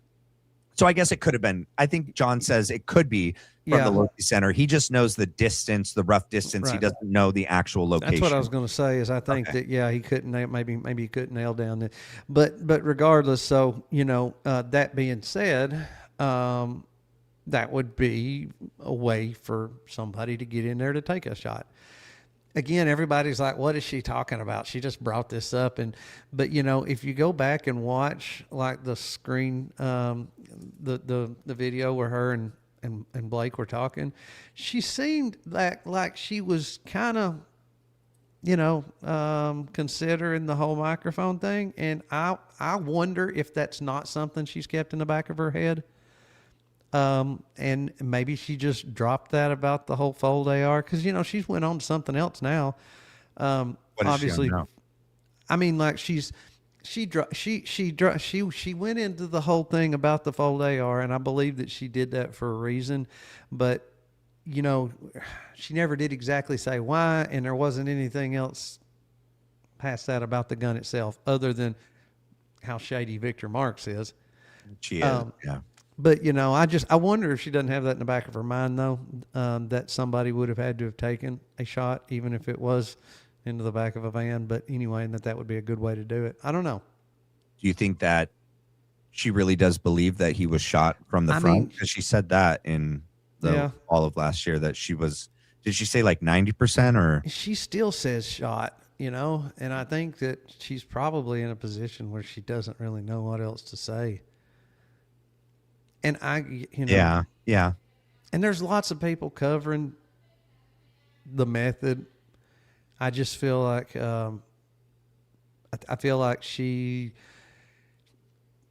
knows that she's not super qualified to be doing that to start with, and I feel like she's really good at doing the deep dives into all the motives and everything else. Yeah, and I think that that's where she's putting most of her, you know. Yeah, like she researching people.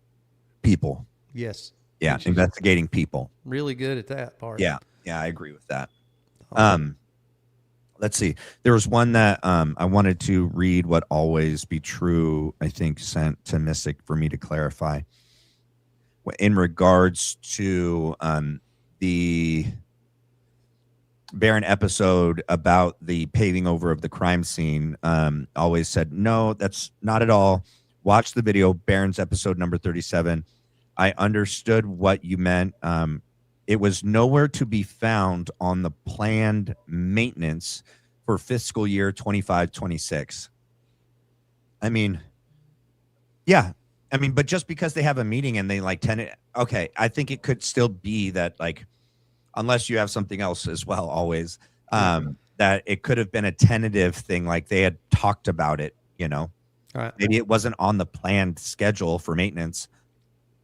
But maybe it was something or maybe not. Maybe not at all. It makes no difference to me if it was something they planned on doing, and then all of a sudden it was something that wasn't on the calendar, but got rushed and has to be done by this Sunday. Yeah, either way, it's suspicious. Yeah. Yeah, I mean, it's worse if it wasn't planned. Yeah, but it's still pretty bad either way. Yeah, I agree. I think either way, it shows that they're rushing to cover it up. Yes. Yeah. Literally cover it up. So literally, yeah. Yeah, we're not making any kind of and the fact accusations. The fact like the FBI and the administration have done, they don't care to explain to us these issues that we have, like why they did it, where did all of that go, all of the stuff they took out of there. Was it even used for any crime scene analysis? Or did they just discard it? The fact that like they sold themselves as this, the most transparent administration in history, and then literally have come out and been like the least transparent administration in history. You know, and I say that because they've sold themselves as the most transparent and have not been transparent. So in my opinion, it's like, oh, you're like the worst because you're acting like you are the best, and that like you're actually telling us the truth about Jeffy Epi. And when they don't promise you anything and they don't tell you anything, it's bad enough. Yeah, but when they promise you the world and then completely do the opposite. Yeah, and I mean, I don't know how people are continually. I mean, I know why Laura Loomer does it because she's crazy, but aside from Laura Loomer, I don't know why some of these people continue to, well, I guess we already covered it, you know, because if what Chase Hughes said is true and these people's identity and like their patriotism and their spree, you know, to their country was called into question, that they've been sold a bad bill of goods and that they believe they're doing it for the betterment of society, you know? Yeah. I mean, look, there's some people out there that are just sick and demented, but you know, most of your Liz Cheneys and Dick Cheneys and, you know, that whole group of people. I mean, like I said, there are some probably that do, but I think the majority of these people don't sit around and think, how can we kill some more American soldiers? You know, but they just justify things in their mind, you know, to where they tell themselves they're doing a good thing and it's for the greater good, and all of a sudden it's okay. You know, I don't know. Yeah, I agree. Hold on, I'm going to ask my mods to send me something.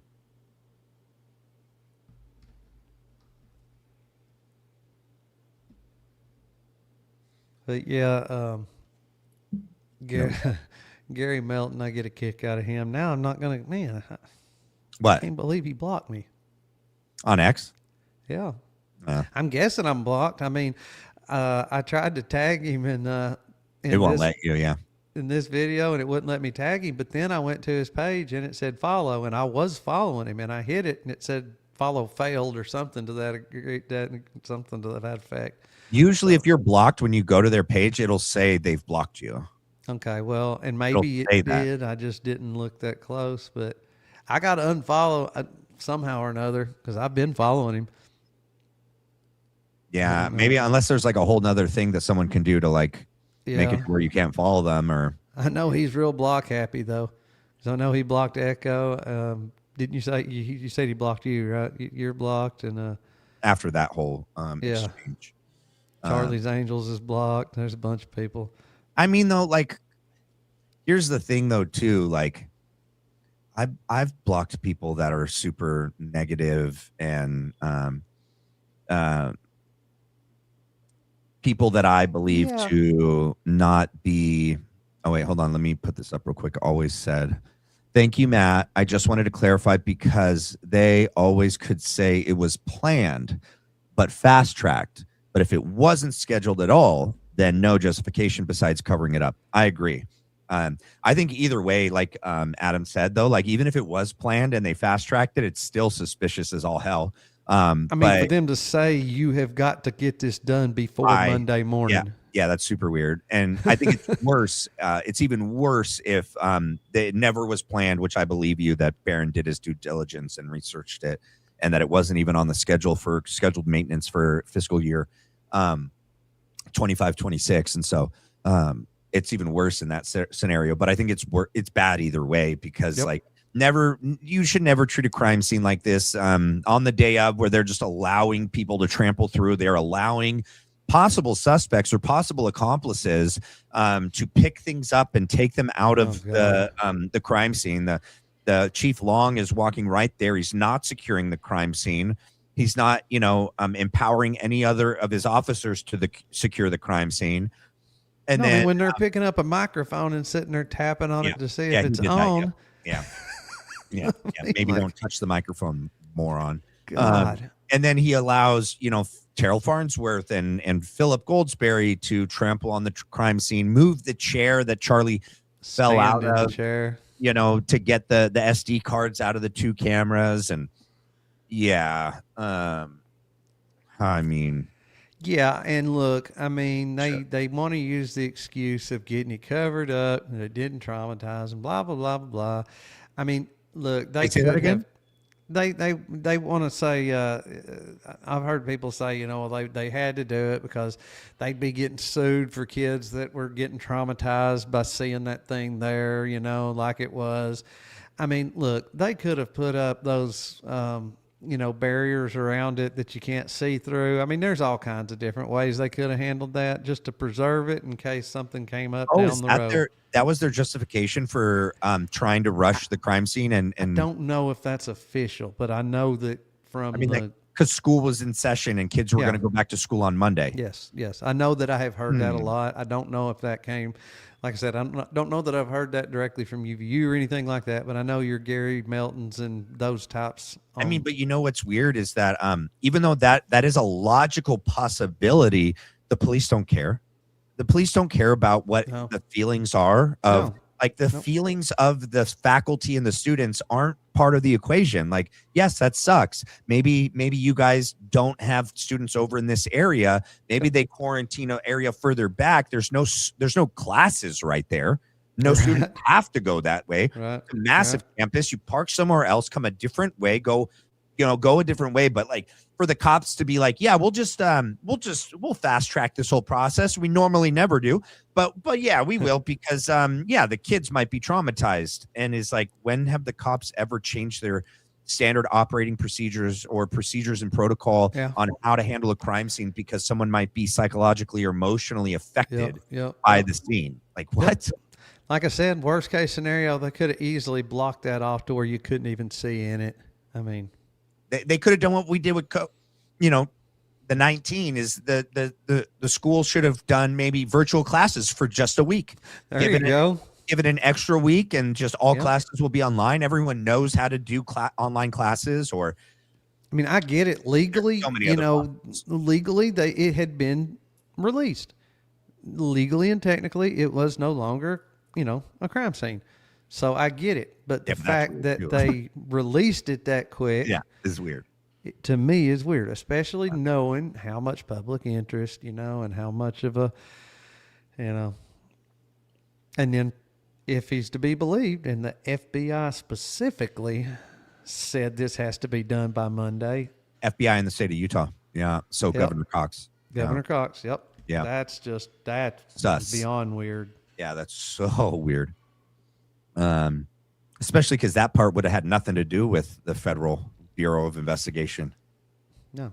I mean, the whole thing shouldn't have been, but I mean, like, I guess they say it's a political assassination because he was a political figure, but he really wasn't a politician. Yeah, but they should either be in or be out. I mean, Yeah. that's the whole thing. I see where they could have justified coming in, but they didn't do stay. that.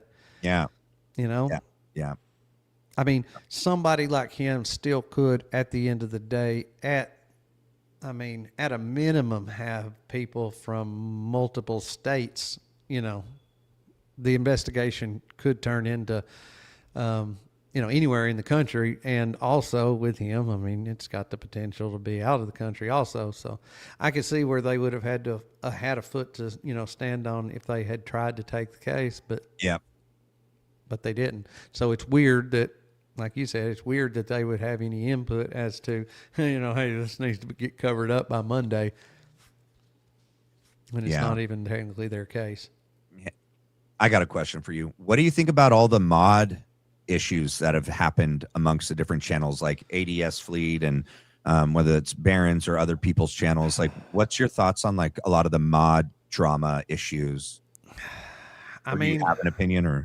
I don't. I mean, so I've heard little bits about it. I mean, I'd probably I may not know as much of it as you do, but I mean, to me it seems like a lot of it is probably the mods. I mean, maybe not, but some of these people that are like, you got your Coach Colin, and you know, all these people got all up in this drama, and to me, I don't know. I don't see any upside to these people,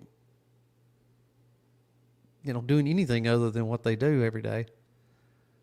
So, I mean, and maybe, but especially these guys that are already successful, they're, you know, why would they? I don't understand why. I mean, a lot of people they weren't successful until this assassination. True. Like the majority. Yeah. You know, I don't know.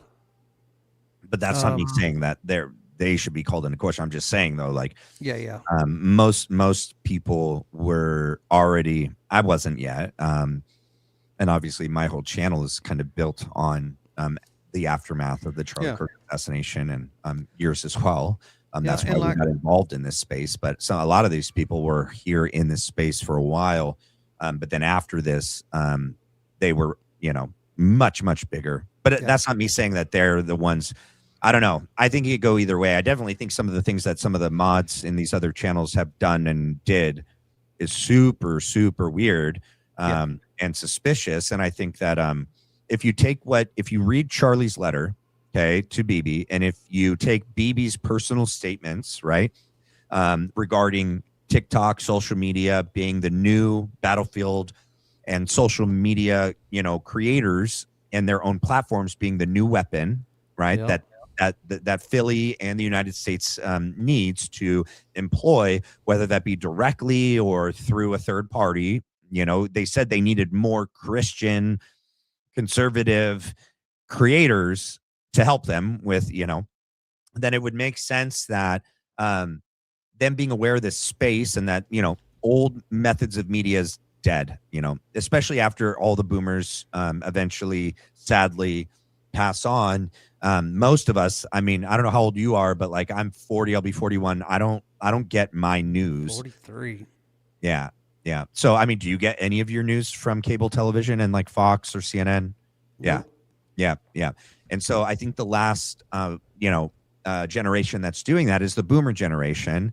And you can even kind of see that with, if you believe at all, the polling from the Massey congressional seat, right? That really the propaganda that's pushed through those mediums affected the boomer vote, and Mm-hmm. they turned out Mm-hmm. to vote, if you believe the polling and the results. But Right.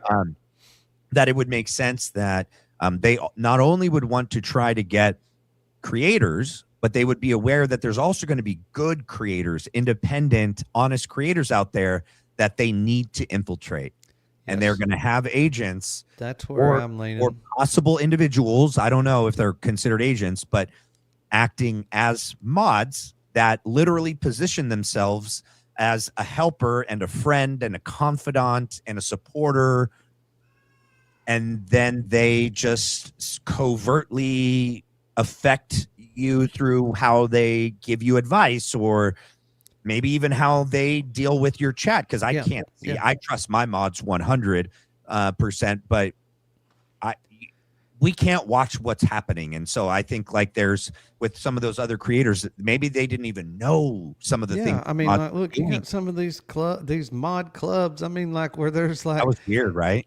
yeah, I Did you hear mean, some of the I phone had calls that never, got? yeah, I'd never even heard of that. Like, I always thought somebody in the chat, that had been there from day one got picked as a mod. But Isn't when that? you got these people that they just present themselves as mods and offer to, mod for you when they don't have any real tie to, you or your, I don't know. Wait, is that what happened with Baron and Coach I and don't them? know if that's what happened with them specifically, but I Is know that that what some of I've these heard. mods did? Yeah, yeah, yeah.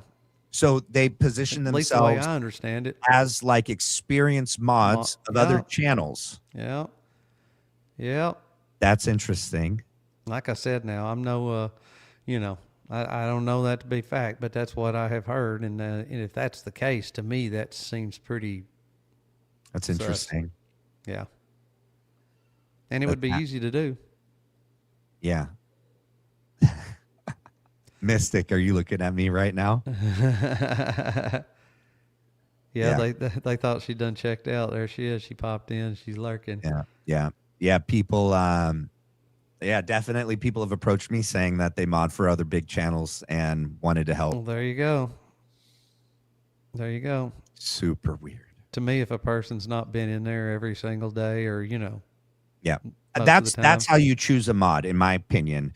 You do it, and which is easy on a small level, because like from the beginning, you know your 5 members, and yeah, then your yeah. 10 members, and then your 20 members, and then and so But you when you really, got 300 of them, I want my original 5 to be my mods if they're yeah, willing to do it. yeah, yeah, and if they know how, right? Yeah, that Some too. of those people that might be original, like maybe they don't even watch from a phone ever or a computer, and they watch from Right. their big screen, or they don't know how to do it, and so they might not be able to. But Yeah. um, And I mean definitely, people that are active in the chat, yeah. so That's the other thing too. Like there's such a huge proportion of viewers that are there all the time but never participate in the but just chat not for the one chat. reason, which is fine though, because there's plenty of times Yeah. where I'm driving, I can't participate in the chats that I'm watching when I'm Right. watching other people's stuff.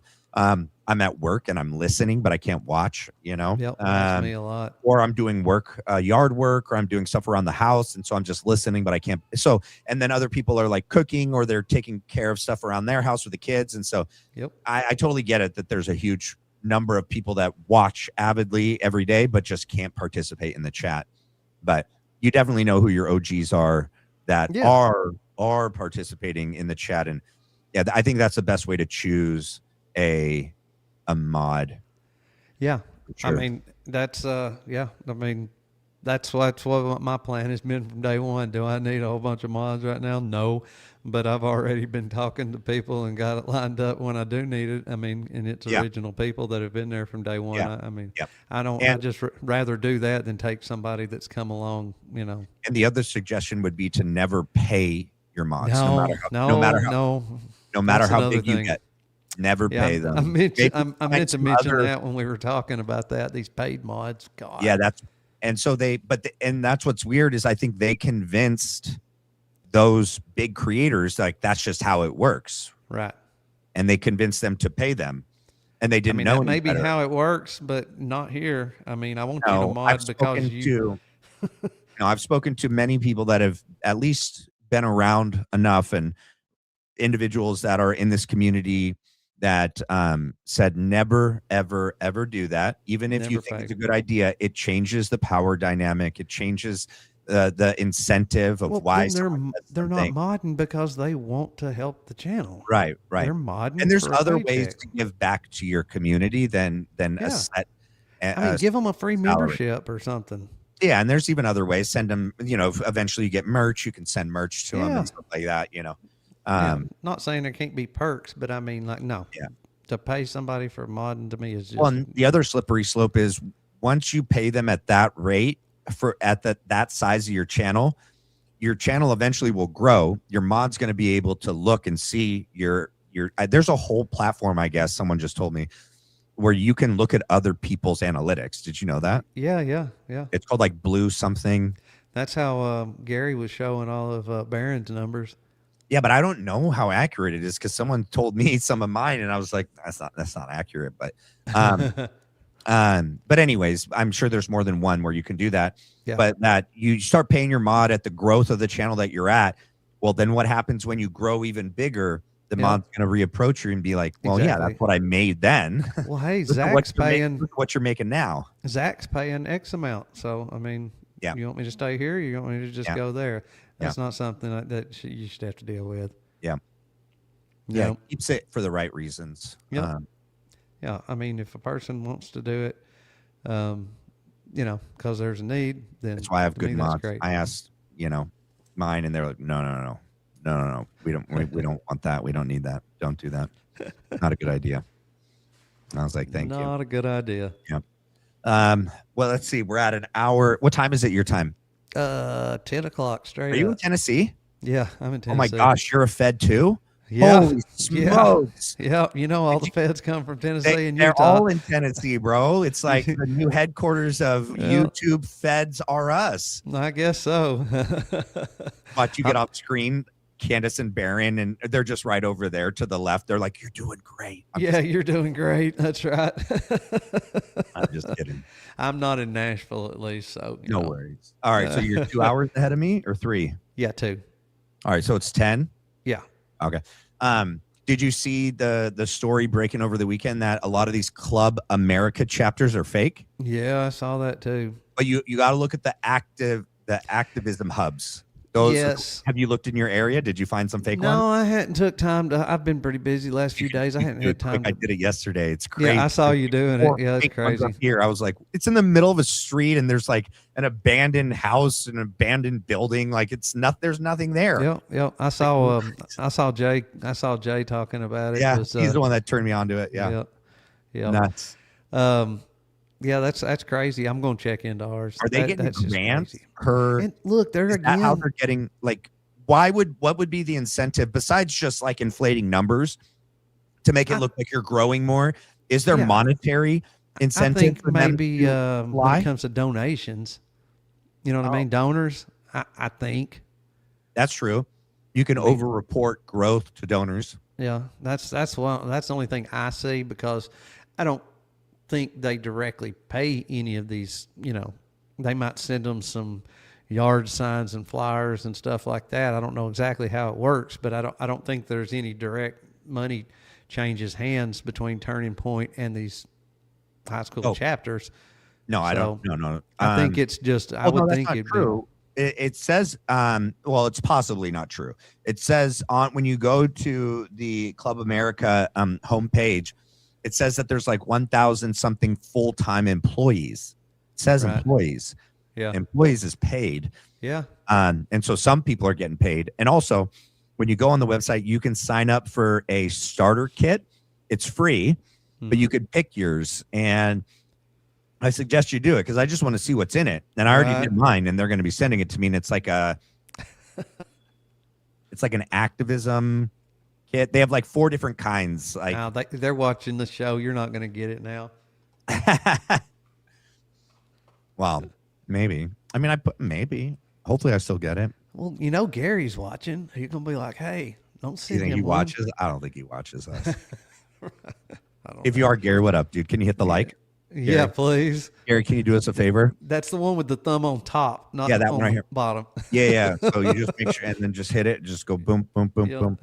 And then make sure Also, you slide over on mine and do the same. yeah, do that for Adam. And then when you're done with that, after this video posts, can you also just show up in our comments and say, great Yes. job, great show. Thank you for telling your fans all the truth about Boy, Gary talking Mellon. about community, I tell you what, that is one thing. It's just crazy. What? They'll even say in the chat, you know, we'll be commenting on it tomorrow, and I get a lot of comments, Like what? good comments. I'm talking about from people that hang out in the chat that that night when we're doing the show. Oh, They'll yeah. they'll come back the next day. I always make sure and comment. You know. Yeah. Yeah. Yep. I mean, Good that's one stuff. thing about this medium that has like thoroughly impressed me and encouraged me. That's why I do live. I've never pre-recorded a video. I mean, and look, I never even got in a chat. I did not understand it. Like why, you know, I like that. until I Why? started doing Why? it. Oh, why? But you know, Uh, I never. Neither did I. In Candace's or Baron's, I never participated in the chat either. Mm-mm. But No. I mean, I could see that it's even like it's much less rewarding maybe in theirs because there's like 30 freaking thousand people, like Yeah. and it's moving so fast, like you can't even like see yours or someone respond to yours. It's Yeah, I mean, crazy. even Mystic said she gets dizzy in Baron's chat, or Yeah. whatever. So Yeah. I can't. But like in these smaller channels, it's cool. You see regulars like Yep. like mine's so slow. It's like I can see the same group of people on there, for a while, and so you get to start to recognize people and look forward to seeing people and chatting with people. Yep. And Yep. they have their inside jokes too, like they'll be talking. My Yeah. wife will talk to after. She'll be like, this person cracked me up, or this person said this. And is Brett Booth here? Is he in your He's been on in your there. end? Yeah, Cool. he's What been up, in. Brett? Brett is Yeah. cool. Brett is the man. Yeah, Brett's cool. Is he going to be one of your mods? Yeah, he said to should. let you know whenever we get there. So You should. yeah. You should. Yeah. I've got one mod now. Not that I really need to, but it was, to me, it was a oh Lord, it's always the best time. Hold on, I lost my battery. I'll be right back. You froze. Hold on. I'll help you out. I'm going to take you off the screen so we don't look at you like that. There you go. And then I wonder if I remove it. No, it didn't refresh it. When you come back, I'm going to hit some admin stuff real quick. Hey, guys, while he's fixing his camera, can you do me a favor and hit the like and the subscribe? We got 68 likes right now. We got 107 people here, 109. Okay. If you're able to, if you're driving, don't do it. I don't want you to get in a car crash. If you're cooking, you can do it. No, I don't know. It depends on what you're cooking. If you're able to do it, just do me a solid and hit the like and the subscribe. Definitely can use the support, and I appreciate it. Thank you so much. And then for those of you that don't want to donate or support the channel through YouTube, you guys can do it here for the Black Line Brief at this Venmo for the Black Line Brief, or you can do it at buy me a coffee at or buymeacoffee.com/the Black Line Brief. All right. Sorry, I do have to do that, and I apologize. It's just a thing. Oh, I want to show you guys some things that I did that are really cool. Let's see. While he's doing that, let's see. Logo design update. What?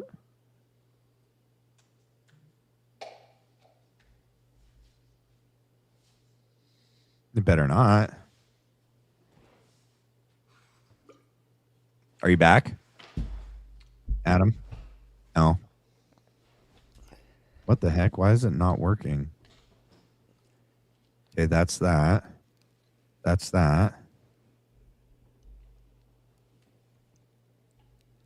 How could that even be? My whole chat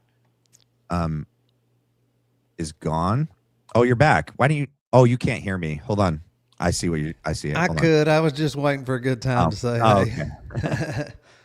Sorry, when you're back screen, I couldn't tell if you could hear me or not. Okay, yeah. I Why gotta is it order me one of those dummy battery, with the cord to plug into the wall. Is it for your camera? Yes, I use a camera, a Canon camera, and it works pretty good. But Like a it's a not a old webcam. school, like a big camera, like an old school. Yeah, I mean digital camera? it's a newer digital camera, but yeah, it's a regular, what do you call them, a DSL camera. Yeah, It's not a web camera, but right. It's like yeah. the EOS T2i or whatever. Yep. This Yep. one's a Rebel. Yep, Yep. T7. Yep. But But can't you use like a USB or a C and just plug it in and then charge it? Like no, so it's got those little. It doesn't charge. You have to take them out and put them in a charger. I wish that it would charge, but it doesn't. it doesn't even have an ability to plug in at all? No, That's crazy. not that I know of. Now I've looked at it, and I really don't think it does. But either way, Amazon for $15, I can buy a dummy battery that goes in. It's got a cord, plugs right into the wall, and I never do it. I've got to do that. Yeah, Anything close to 2 hours, I got to jump up and change it. yeah. Let's see. I I'm thought trying to about it a see. few minutes ago, and then I forgot. Okay, so it's right here. Why wouldn't it show up on here? That's You so got something weird. screwy going on with the chat? No, on my or Chat GPT. Yes. Oh, With Chat that GPT with that chat. Oh, now it shows up, of course. Let's see. Let me make sure. I relate to your procrastination, Adam. Yep. Well, I can't help it. What they say? Elizabeth said, I relate to your procrastination, Adam. Procrastination on my buying the dummy battery. Is it Elizabeth Lucas Moore? No, Elizabeth Hurley. Oh, okay. Well, that's another one. Yeah, what's up? All right. Shoot, what was I going to show? I'll show that part later. I was just going to do that while you were on the out. God, they always do that at just the perfect time too. Like such flattering images when they freeze. Oh yeah, that's why I pulled it off for you. So that I know. Yeah. I appreciate that. Yeah. I intentionally when I'm playing other people that aren't good, nice people, I'll pause it on an unflattering position when I break down the video. Yeah. Like Andrew Colvett, I pause it unflattering every time for that guy. Oh look, when I do when I do thumbnails, a lot of times I'll use screenshots. I'll get a video and I'll pick an old photo of Blake when he was fat. Yep. It's so childish, but I love it. Whatever. I mean, like, yeah, the stuff that they're doing is childish, man. Exactly. Yep. And then lying to us like they're on Charlie's side and doing this for Charlie is just the worst, Yeah, they got the moral high ground. It's so bad.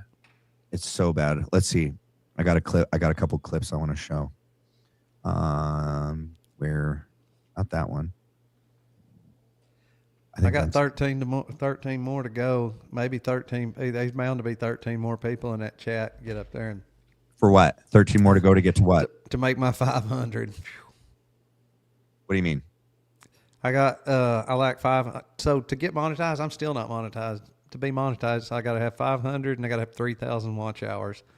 Right now I'm at 487 and about 2,400 watch hours. So I'm getting close. Wait, 487 what?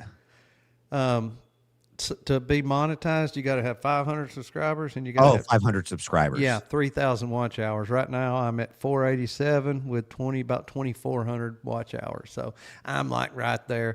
But then you're not going to be fully monetized. No, that's not fully monetized. That's supers and memberships. Yes. Yeah. Then the rest will kick in when you're at like 1,000 subscribers and something else on the hours.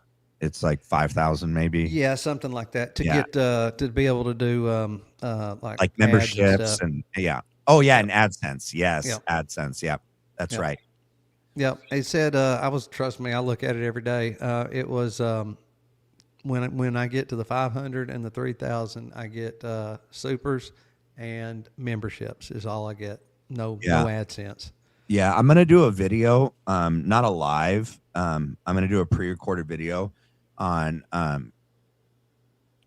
what I think I did that because like if you were to, so I started in January. Yeah, you done really good, I have to say. I mean, yeah, I appreciate that. Thank you. One thing I wish I would have done is I wish I would have never thought I needed anybody else. right. That's been my biggest mistake, is reaching out to people and trusting certain individuals. I still want to collab with good, honest, integral, real Christian people that have a good heart and aren't out there for bad reasons, like you and Jay and John Ray. I don't see nobody. It's like I've said. Trust me, I've had these conversations before. Nobody wins, and the bad part about it is it's the chat, the people that it's supposed to be for, that loses. Yeah, they lose. They lose twice. I mean, I think I told you. I mean, I've got at least one or two people that got banned in somebody else's chat over. Same with mine. Just because they said they liked me, or they thought I was based, or they thought, they were just saying, Adam is he's a real one, or something like that, Yeah, exactly. And then they get attacked, ostracized, kicked out, and blocked. And this was in a members chat. This was in a members only too. So I mean, they were a paying member. Yes. Yeah. Paying member. Yeah. Yep. So I'm just not all about that. Like I said, nobody wins. That person didn't gain anything, and the only person that lost was, Well, and I've spoken to you about, and I don't want to go into details. Yeah, no. But and the reason why I would never go back and forth, it would never end. Number one, like you do it, it's just never going to end. And number two, I'm just not going to waste time and energy on negative things like that. And if anyone believed if it was something that was like really bad, like they come out and said, some things you would have to address. But just the stupid back and forth. Yeah. And I'm not going to put my community through that. I'm not going to put my family through that, or myself through that. That's not why I got into this. And I would never continue doing that. But what was I saying? How did we start? What was it first? Before we did that, there was no reason. I'm just as bad as you are. I got to put my blinders on. Oh my goodness, I can't remember now. I look off this way, and then there I go. Trust me, I know. Oh yeah, just choosing to collab. So okay, I'm gonna do a video where I kind of like offer to people my suggestion as to what I think what I think I did that made my channel successful, and it's actual like clear steps. There's like clear things I didn't know that I was doing intentionally. There were some things I was doing wrong, and then you learn as you go, right? I'm sure you have to, like, you learn like this works, this doesn't work, and then but there's certain things that I think I did that allowed it to grow, the channel to grow. I think where other channels have struggled to get to a further point, I also think being just a genuine, authentic, honest, compassionate, caring, real, average person is something that people value as well. And so I think that's one thing that you and I have on our side. Yeah, sure. However, there's people masquerading as that, you know? Yeah. And sadly, people may not know the difference, but hopefully in time it'll really tell who the real people are and who the real ones aren't. But I think it will. And there's things that I can definitely, I'll talk with you off camera too, that I think helped. Yeah. But, yeah, for sure. I think you're doing one thing that I would suggest, which I think you have also learned the hard way, is you don't need anyone else to get the growth and the success that you think you need. It's not what you would imagine it to be. No, I think I trusted and I tried. I thought that pairing myself with certain individuals would help the channel. When in actuality, I look back at the best performing times of the channel and my videos are it's just me by myself with my community breaking down videos. Right. but I also, you don't know, and neither did you. You don't know, and you think like, oh, these are people I watch. Whatever. You like, I'm just gonna ask. Like, why? What could it hurt to ask? Right. They say no. They say no, but whatever. And but I would go back and go to my younger self in January and be like, you don't need any of that. Just grind day in, day out. One thing I would say to you is try to do the same time every day. Yeah. Which sucks, but it. I've been trying to hammer out a schedule and one that works for me and for them. The more consistent you can be, and it's tough, but if you do it every day, even on Sundays, and do it around the same time, like give or take an hour, so it allows the community to have consistency. They can count on you being there. Yeah, they can count on each other being there. And it allows them to build a community together. And then there's so many, and then it helps your channel, because every time you do a live, it's pushing it out. Yeah, that algorithm, it pushes lives. Yes. Yeah, when you post a pre-recorded video, it starts at 0, right? So when you're doing a live, we're getting credit for 100 and something people that are here, and it exponentially grows. By the end of the 2-hour, 3-hour video, you're at like 1,000 views. Right. And so it jump starts that process for you, and it shoots it out to hopefully new people. However, YouTube has the ability to completely unsubscribe people that are subscribed. They do that. They do it with bots. And I know that I have members that they've said it's happened to them. They can change their notifications from all to none or personalized. People don't get notified. People get unsubscribed. And also, I could tell at different times the algorithm, for whatever reason, was favoring my channel and pushing it. And now, after certain things that have happened, not. And now not. Now not. Yeah, now it's just yeah. Well, I don't care what they say. The C-19 word, I think, is still a little bit touchy. There's so many things that you and I can't say, but like Candace and other big channels, they can get away with. And and I've heard some people talk about that and how messed up that is, and like they've got to be feds because of that. I don't think so. No, it's because YouTube is making more money. That's what I was going to say. They're not going to. Yeah. No, they're making millions. If she's making a couple million, they're making multi-million. Yep. Somebody like me that's not even monetized. No, they don't care. Yeah. If they're not making money.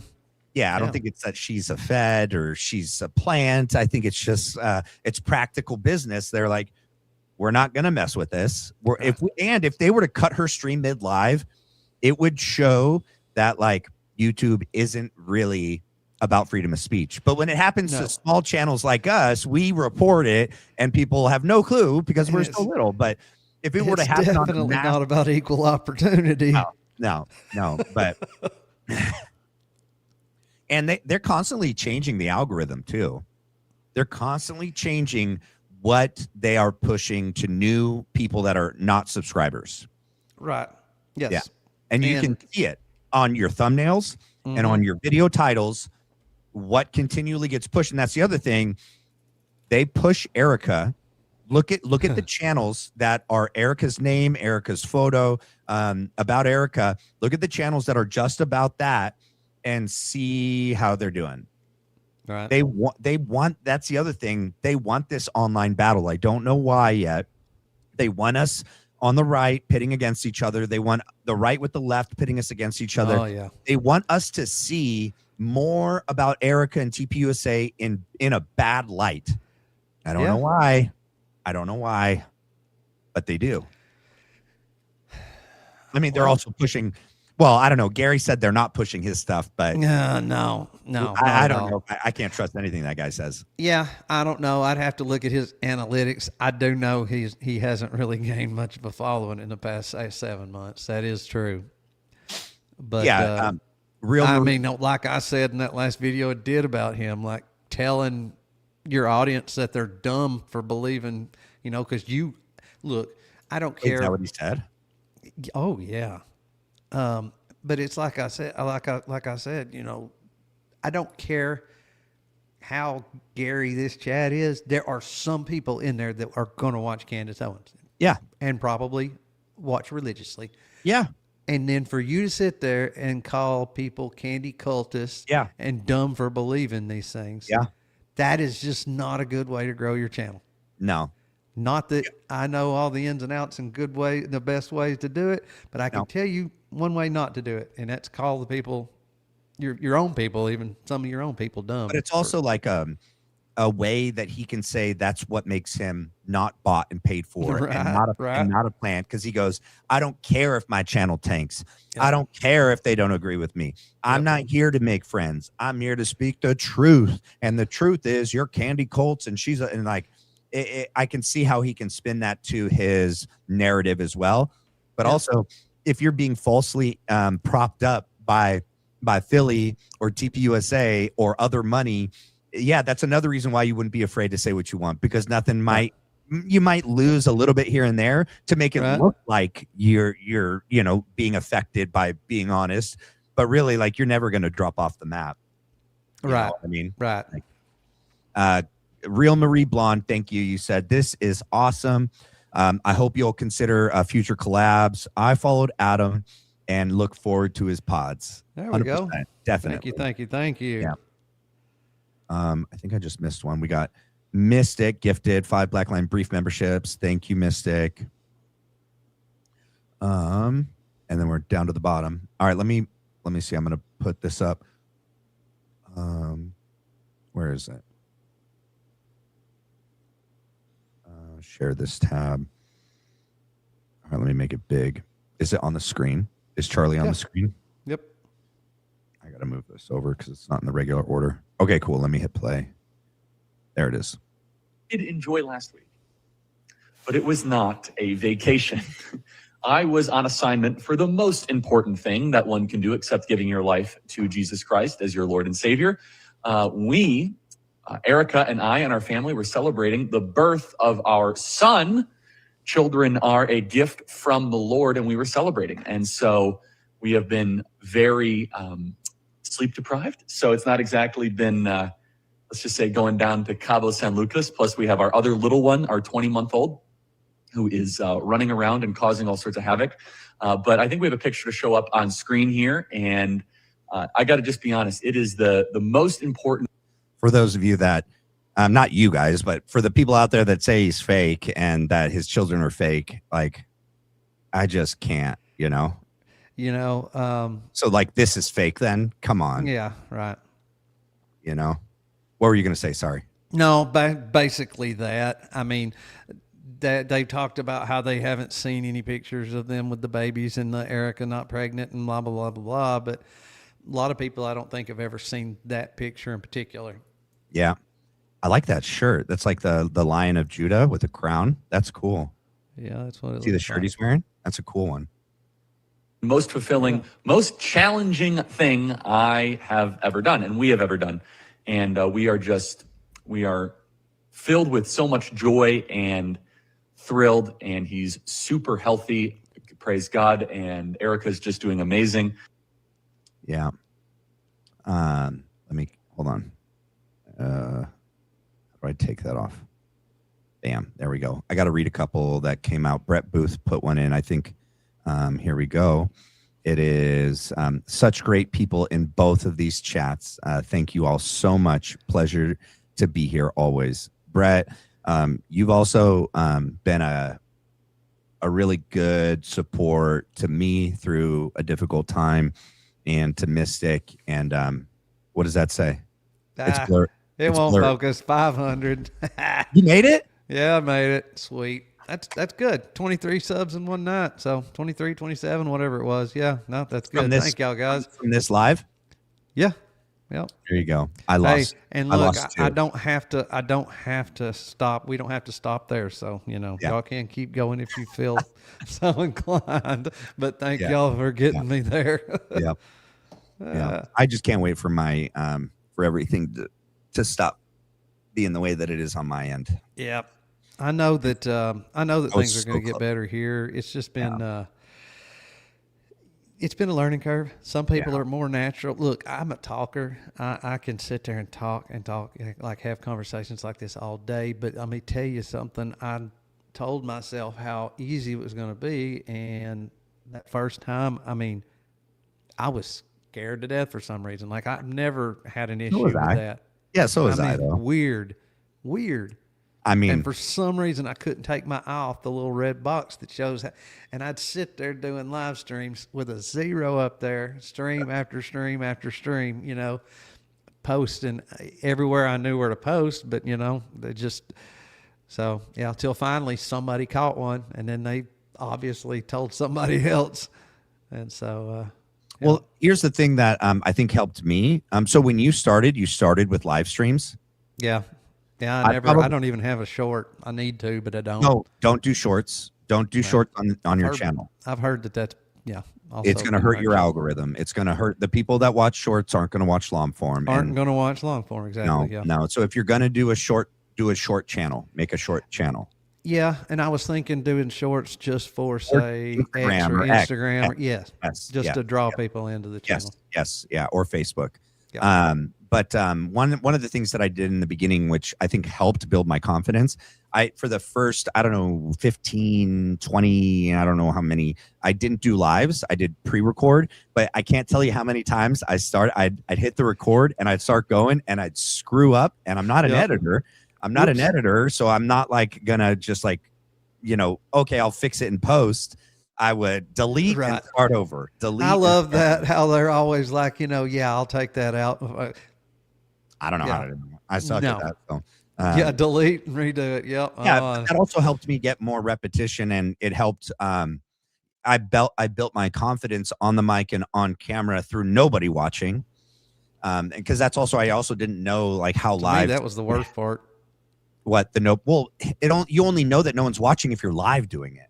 Right. Yeah. No. Yeah. Exactly. If you pre-record, I mean, Yes, and that's why I think maybe in the beginning I would suggest people to do pre-records unless they're experienced in other forms of media and they can hop on a live and just nail it without even worrying about all that. But I think I probably would have maybe had a bigger jump at the very beginning if I'd have done that, known that I wasn't live and was just more comfortable. Yeah, but it is what it is. I knew I wanted to do lives whenever I started, and that's just the way I started. And so, do you also want to do so like one of the reasons why I got into this too is like I have multiple mics. I have a big table. Like I want to interview people in person, kind of like Joe Rogan, Julian Dory, Danny Jones. Like that would be the ultimate goal, is to like interview people, have interesting people on the show. Yeah, no, I love that.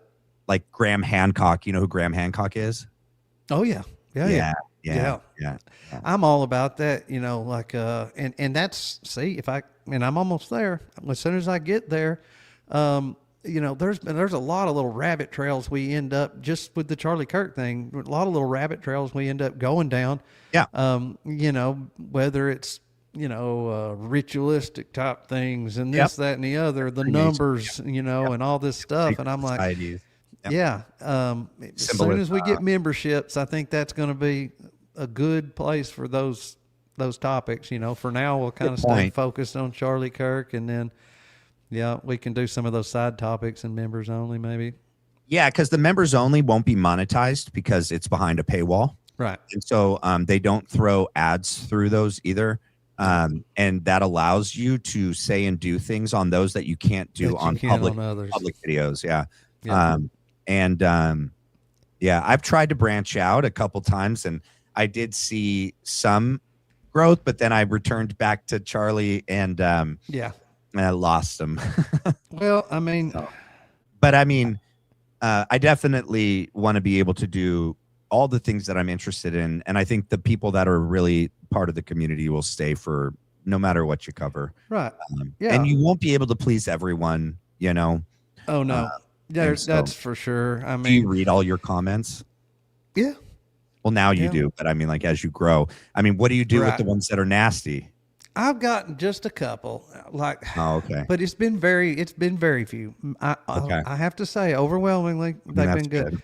I had one time. I don't remember what video it was I was covering, but I was playing it, and he was like, "Good Lord, for Christ's sake, play the dadgum video." And I was, I wasn't about to reply back and talk about fair use and, all that. But, I can't just sit there and, like, if you want to watch the video straight through, then I can Go find it. Yeah. Go find it.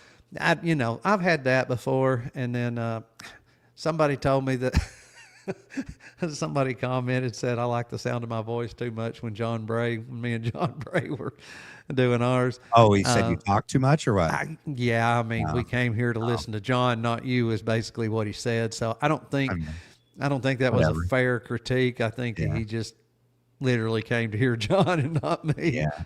Yeah. But I mean, like, both of those. So I've had both of those as well. Most people maybe don't know, like, you can't play someone else's content straight through at all. You definitely can't do that with any video that's an interview from an actual network. You literally, fair use, and you have to pause and add criticism, critique, commentary, or else your video will be struck down. I found this out the hard way. I mean, I didn't have any monetization to worry about, but I did. I had one took down, like I was sitting there talking and it was just gone. Yeah. And I'll tell you what happened was, I'm not going to name any names, but one of my regulars, chatters, was like, "Hey, will you start out with this video? It'd be something different, something kind of light and funny to start with." And I was like, "Sure." So I started playing it, and it was a Jubilee video. And what's Jubilee? It was, well, what I thought it was going to be was debates, like the on YouTube where they sit down, like Charlie versus 20. Yeah. Okay. Well, that's what I thought we were going to watch. Either way, I don't even remember now what it was, but I literally didn't know what to say because it was more just like, I don't know, maybe pop culture or something that I just wasn't prepared for at all. Okay. So I ended up letting it play for like 10 minutes without saying anything because I didn't really know what to say, wasn't thinking about it.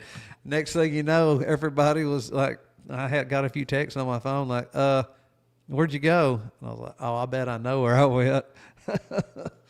So I had to end that stream and start another, and then I went straight to the I've had a live stream completely cut because I played Tucker Carlson, not uninterrupted, paused multiple times. I did the Huckabee interview, and I was breaking it down.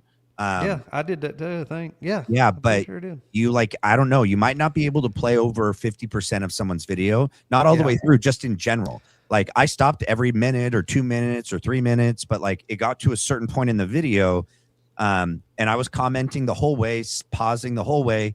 It literally cut my video and took me off of the live. And it restricted. Oh no, the other one. Do you know who? What's the guy, that doctor guy that did the breakdown of the ballistics of the Charlie Kirk assassination? Oh, you're talking about Chris Mortensen. Yeah, Chris Mortensen. Yeah. I played a video of his and was doing a breakdown of it, and he played a video of a dude doing a ballistics gel test, and they said I broke the community guidelines because it was a video of a rifle. I would have to have something to say about that. Look, somebody recorded this. I appealed it. They said denied. And literally, I lost my ability to go live for 48 hours. Is it because, so maybe it makes a difference on firearms and live streams? Yes, it does. Okay, it does. There you go. And I learned that the hard way. Yeah. Do you want to know why? I mean, Tell me. Because people were doing stupid stuff live, and they were filming themselves in the commission of a violent crime with a gun. Right. Yeah. And so this is the only way to. Matter of fact, that happened not long ago. Was it not in Vegas where somebody? I think it was on a Facebook Live, though, right? Yeah. I don't know about YouTube Live, but but still, it only happens. It only needs to happen on one social media platform with that same ability to do a live, and then everyone's like, "We didn't foresee this happening. We got to be done with this." And so they don't mess around with that. It was like minutes after I did the video, like seconds after I did that portion of the video, it literally cut it live. It wouldn't allow me to do another one, took away my privileges. And then it told me why. And I was like, wait, I'm playing a video. He did a video, but it wasn't live. That's the way I've always thought live. of it. I was live. He wasn't live. It was a pre-record. And you know why the difference is? So when you do pre-records and you upload before it allows it to get fully uploaded, your whole video gets checked by AI. Checked out, yeah. Yeah, and approved. But when you're doing a live, it's being checked in real time, which means there's like a delay from the AI, and it can't guarantee. The AI is a computer. It doesn't know if that's a real gun that I have or if it's a gun that's being played, and so it doesn't take a chance. Yeah. I mean, look. And I get it. I just had no idea. Right. Yeah, there is no real clear cut. I mean, look at the fine print you'd have to go through to figure out what all the little ins and outs are. So, I mean, the best thing is to talk to people that know, hey, met the community guidelines from start to finish. Yeah. No. It's freaking massive. I doubt anybody ever has. No. I've only done it when I've run into issues and I was like, trying to appeal a decision, or like, I can't tell you how many videos I got temporarily demonetized because I played Erica Kirk in a pageant. And because that's from a major network like NBC or Universal, even though I hit fair use and copyright and I paused and I add commentary, it didn't matter. I would appeal it. They're like, nope, you're demonetized. That video is demonetized until you cut it out. And then you play by the rule. You just cut it out. And but I've asked Mystic about it. I'm like, I should still be allowed to add commentary, even on like a major news network's television. Like, especially if it's posted on YouTube, so you're not taking it off the Fox, website. But it's on theirs from their YouTube. Yeah. Yeah, they're a lot stricter on them, I guess. But, Bree said sub to Adam. He's fire. Thanks, Matt. Well, you can sub to mine too. If you're over on Adam's and you don't me, you sub to me. If you don't know me, or if you know me but you don't know Adam, you can hop over to Adam's and sub. That's what I always tell people. A sub on both. Good Lord. And that's one thing. Talk about the whole community. What's that? Unless it's somebody you don't agree with. It's like if you're debating Gary, you're going to tell people to go sub to Gary. Right. Exactly.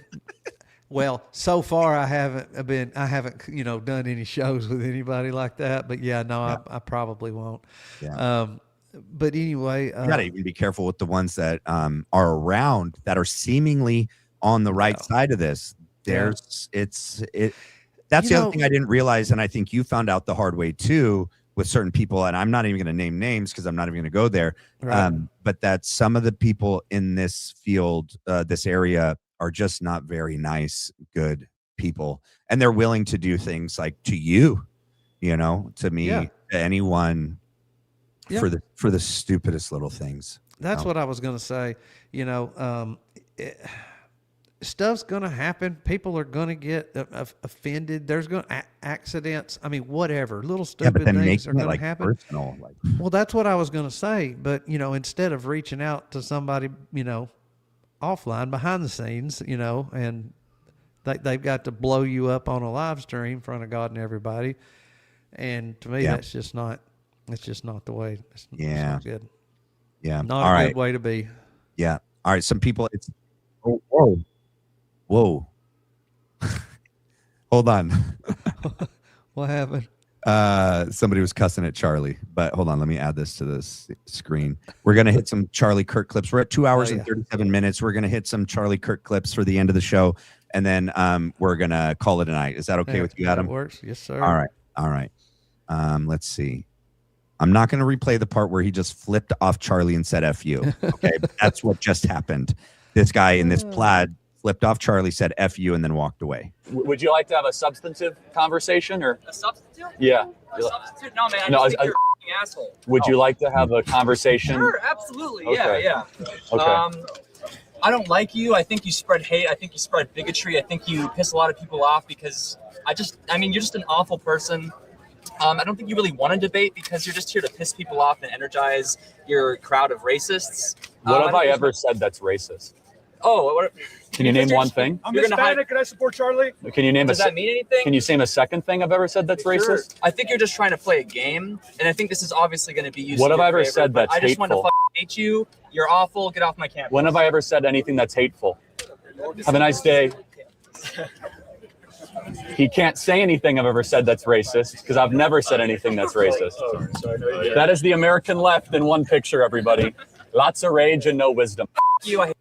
Yeah, I agree with that. I mean, Charlie definitely was up against this younger, radicalized, violent portion of, a portion of the left that for sure, that really didn't like him, Yep.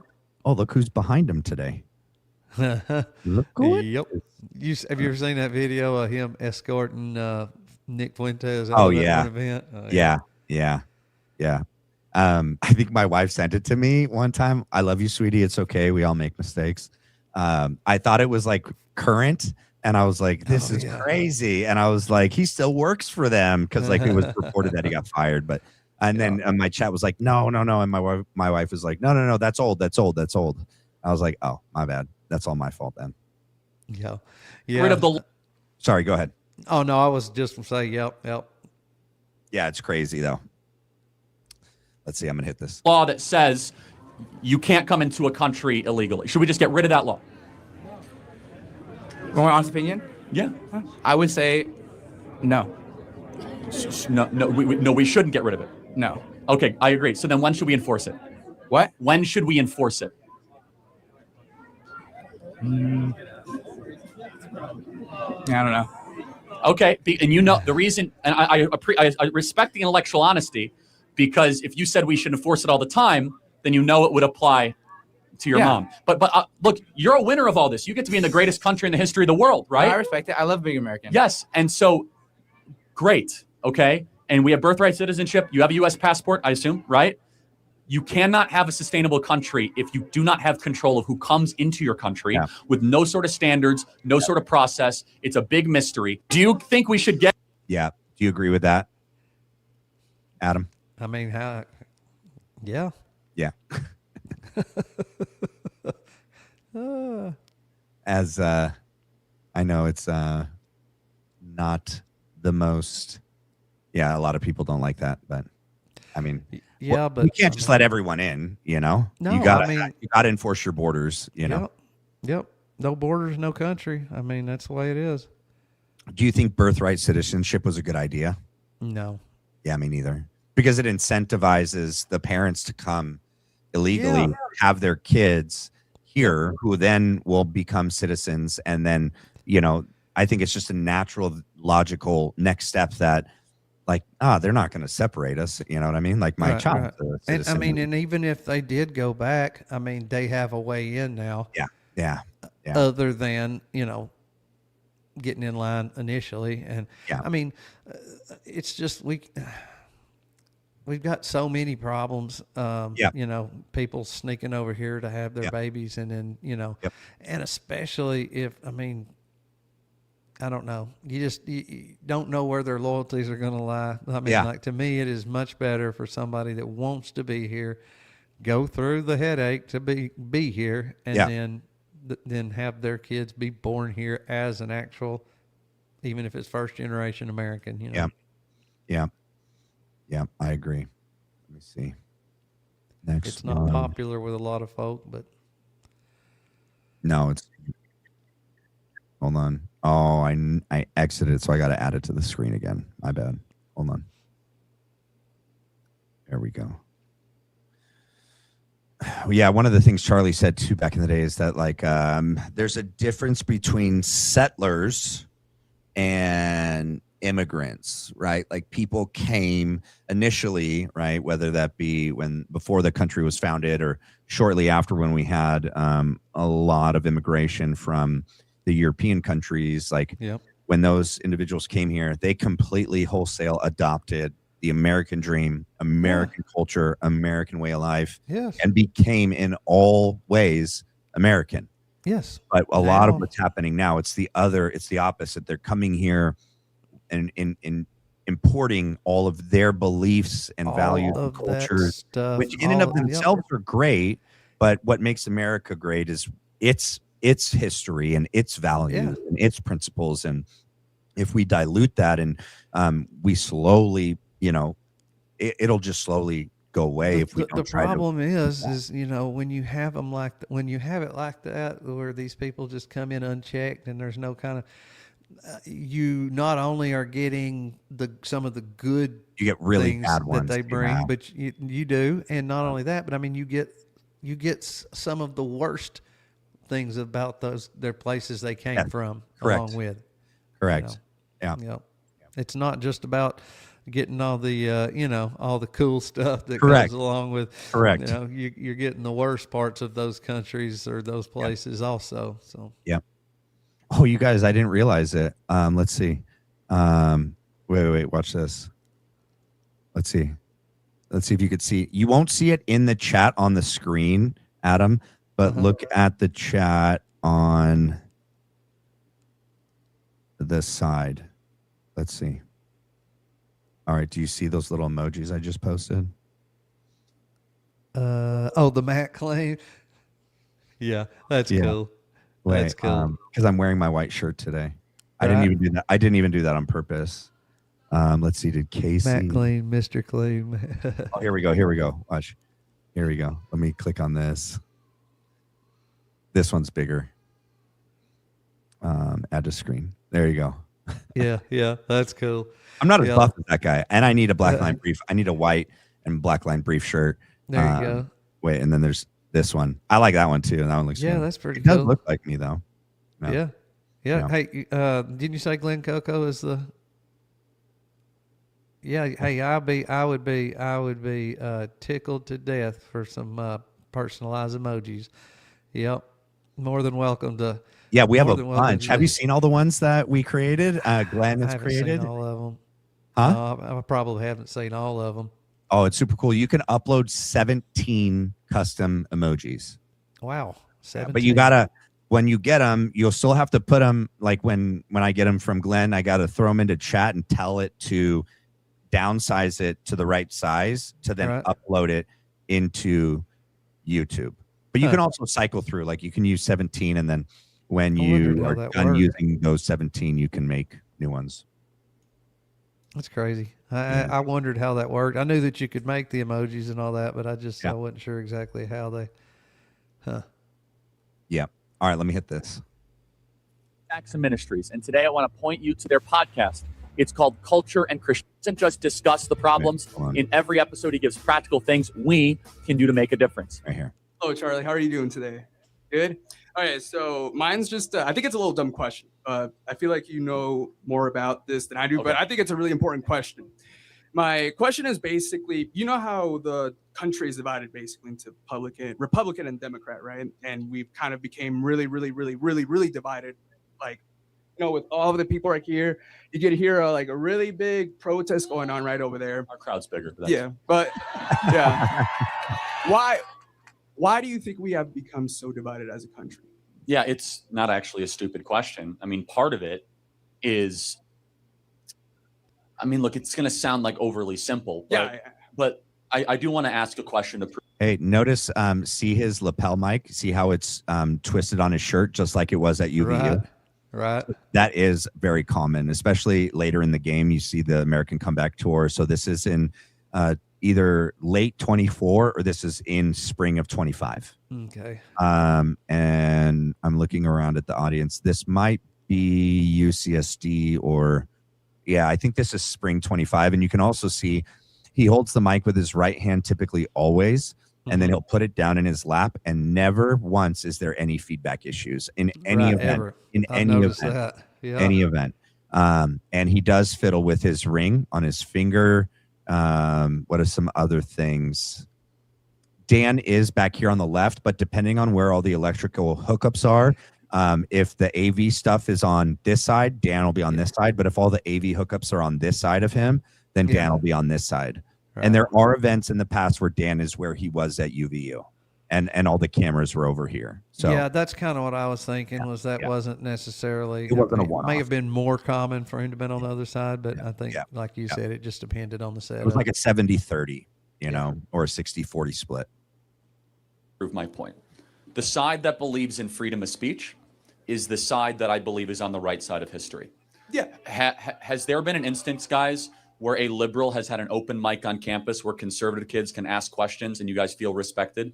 How many of you kids here on campus, raise your hand, do you feel as if you're graded down if you come out as a Trump supporter or conservative? Yeah. This is the why we're so divided. Look around. Yeah. And I hope the professor is still here to look at this. It is not because of conservatives. We seek to heal this country. I'm trying to find common ground. We're trying to look at each other as fellow citizens. Conservatives on campus are treated terribly. Just the other day, by the way, is that student here, the student that got punched in the face? Yeah. Where is he? He's coming up. Come on up here. This kid's amazing. Yeah.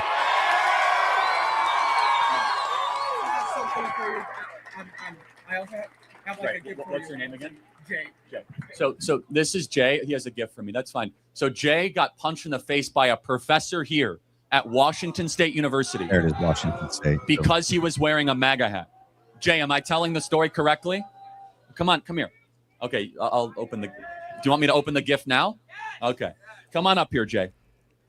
So Jay, I don't want to put you on the spot. So you got punched in the face. You got punched in the face by a professor here. What happened? Well, basically, so what happened, everyone, was I was walking to Valhalla to get my food exchanged, and PhD student Patrick Mahoney. Okay, that's weird. Did he just say I'm walking to Valhalla? I think that's what he said. Yeah, so I think the food place at WSU is probably called Valhalla because he just said I was walking to Valhalla to get my food, I think my lunch. So it must be called Valhalla. The hall must be called Valhalla. Right. That's just weird. Yeah, that's what I was going to say. But that's another point that like enough times being on camera and enough students, enough opportunities. There's going to be stuff on camera that might seem weird, but it's probably explainable. Yeah. I'll have to look it up and see if that's what it's called. Yeah. You know who this is right here? Let's see. Oh, yeah, I sure do. Brian Schmarpol. Yeah. With his med bag that he right, his med bag. packs it. He packs it from back to front so that it's right there. And yes, every single piece. He doesn't even have to look in there. He can just reach in there. I got blood. I got stopping the blood in the front, and then he does this with his hands. Yeah. Oh God, he's a wiener. Yeah, he is. As well as his accomplice, Gerald Hoff, did not like the hat I was wearing. All right, or Patrick, whatever. And when my head was down, remember I made zero eye contact with him. He saw my hat. He ripped the hat off my head, crumbled it. I had to go confront him and say, "What are you doing, dude?" Because he had the hat on it. Then he told me to go get it. I'm sorry. Then after that, of course, he leaned towards me. So like you see, I had to go throw my food at his face, and then no, he did because I thought he was about to throw a punch. What happened to him? What happened next? He charged at me. I had to stand, my ground, and then also Gerald Hoff also came at me too. Gerald grabbed my leg. I was falling down. Patrick grabbed my chest, slammed it on the road pavement. Then he grabbed my head and also slammed it on the road pavement as hell. And when he did that, I remember, oh my goodness, no. So on like far left, like Reddit and also Discords, crush the heads of your opposition, crush the heads of your fascists when he did that. And this was a professor, right? Yeah. Wow. He's teaching 103. So, by the way, God bless you, man. Thank you so much. That was really great. Thank you. I like him. This is why we're divided. I hate to put it that way, but if a conservative professor would have hunted down a Kamala Harris wearing student, it would have been a hate crime. And it would have been so bad. Oh yeah. Yeah. Been crucified over it. Yeah. Totally double standard, all right, let's see.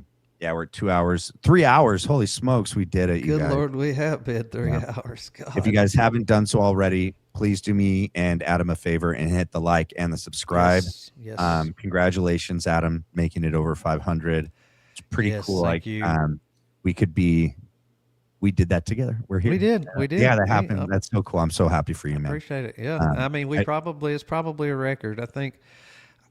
I think that I've gotten close to 20 from one live stream, doing a collab, but that would be about the max. So we probably just broke a record. Cool.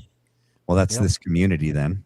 It is. Yeah. And look, talking about the chat and the community, I mean, just like Brett here, I mean, I've got so many people that when I'm doing a collab, they go back and forth between chats. Yeah. Yeah. So. Yeah, we definitely cross pollinate, and that's what makes any infighting so stupid. Yeah. But like with me and you, I mean, they can go to either page and they get Yep. the same content, but yet they can go to Different. mine. They can like over there, give Yep. me a few watch hours, and then Yep. come back over to yours and do Yeah. the same thing. So Yeah. I mean, Yeah. yeah, Yeah.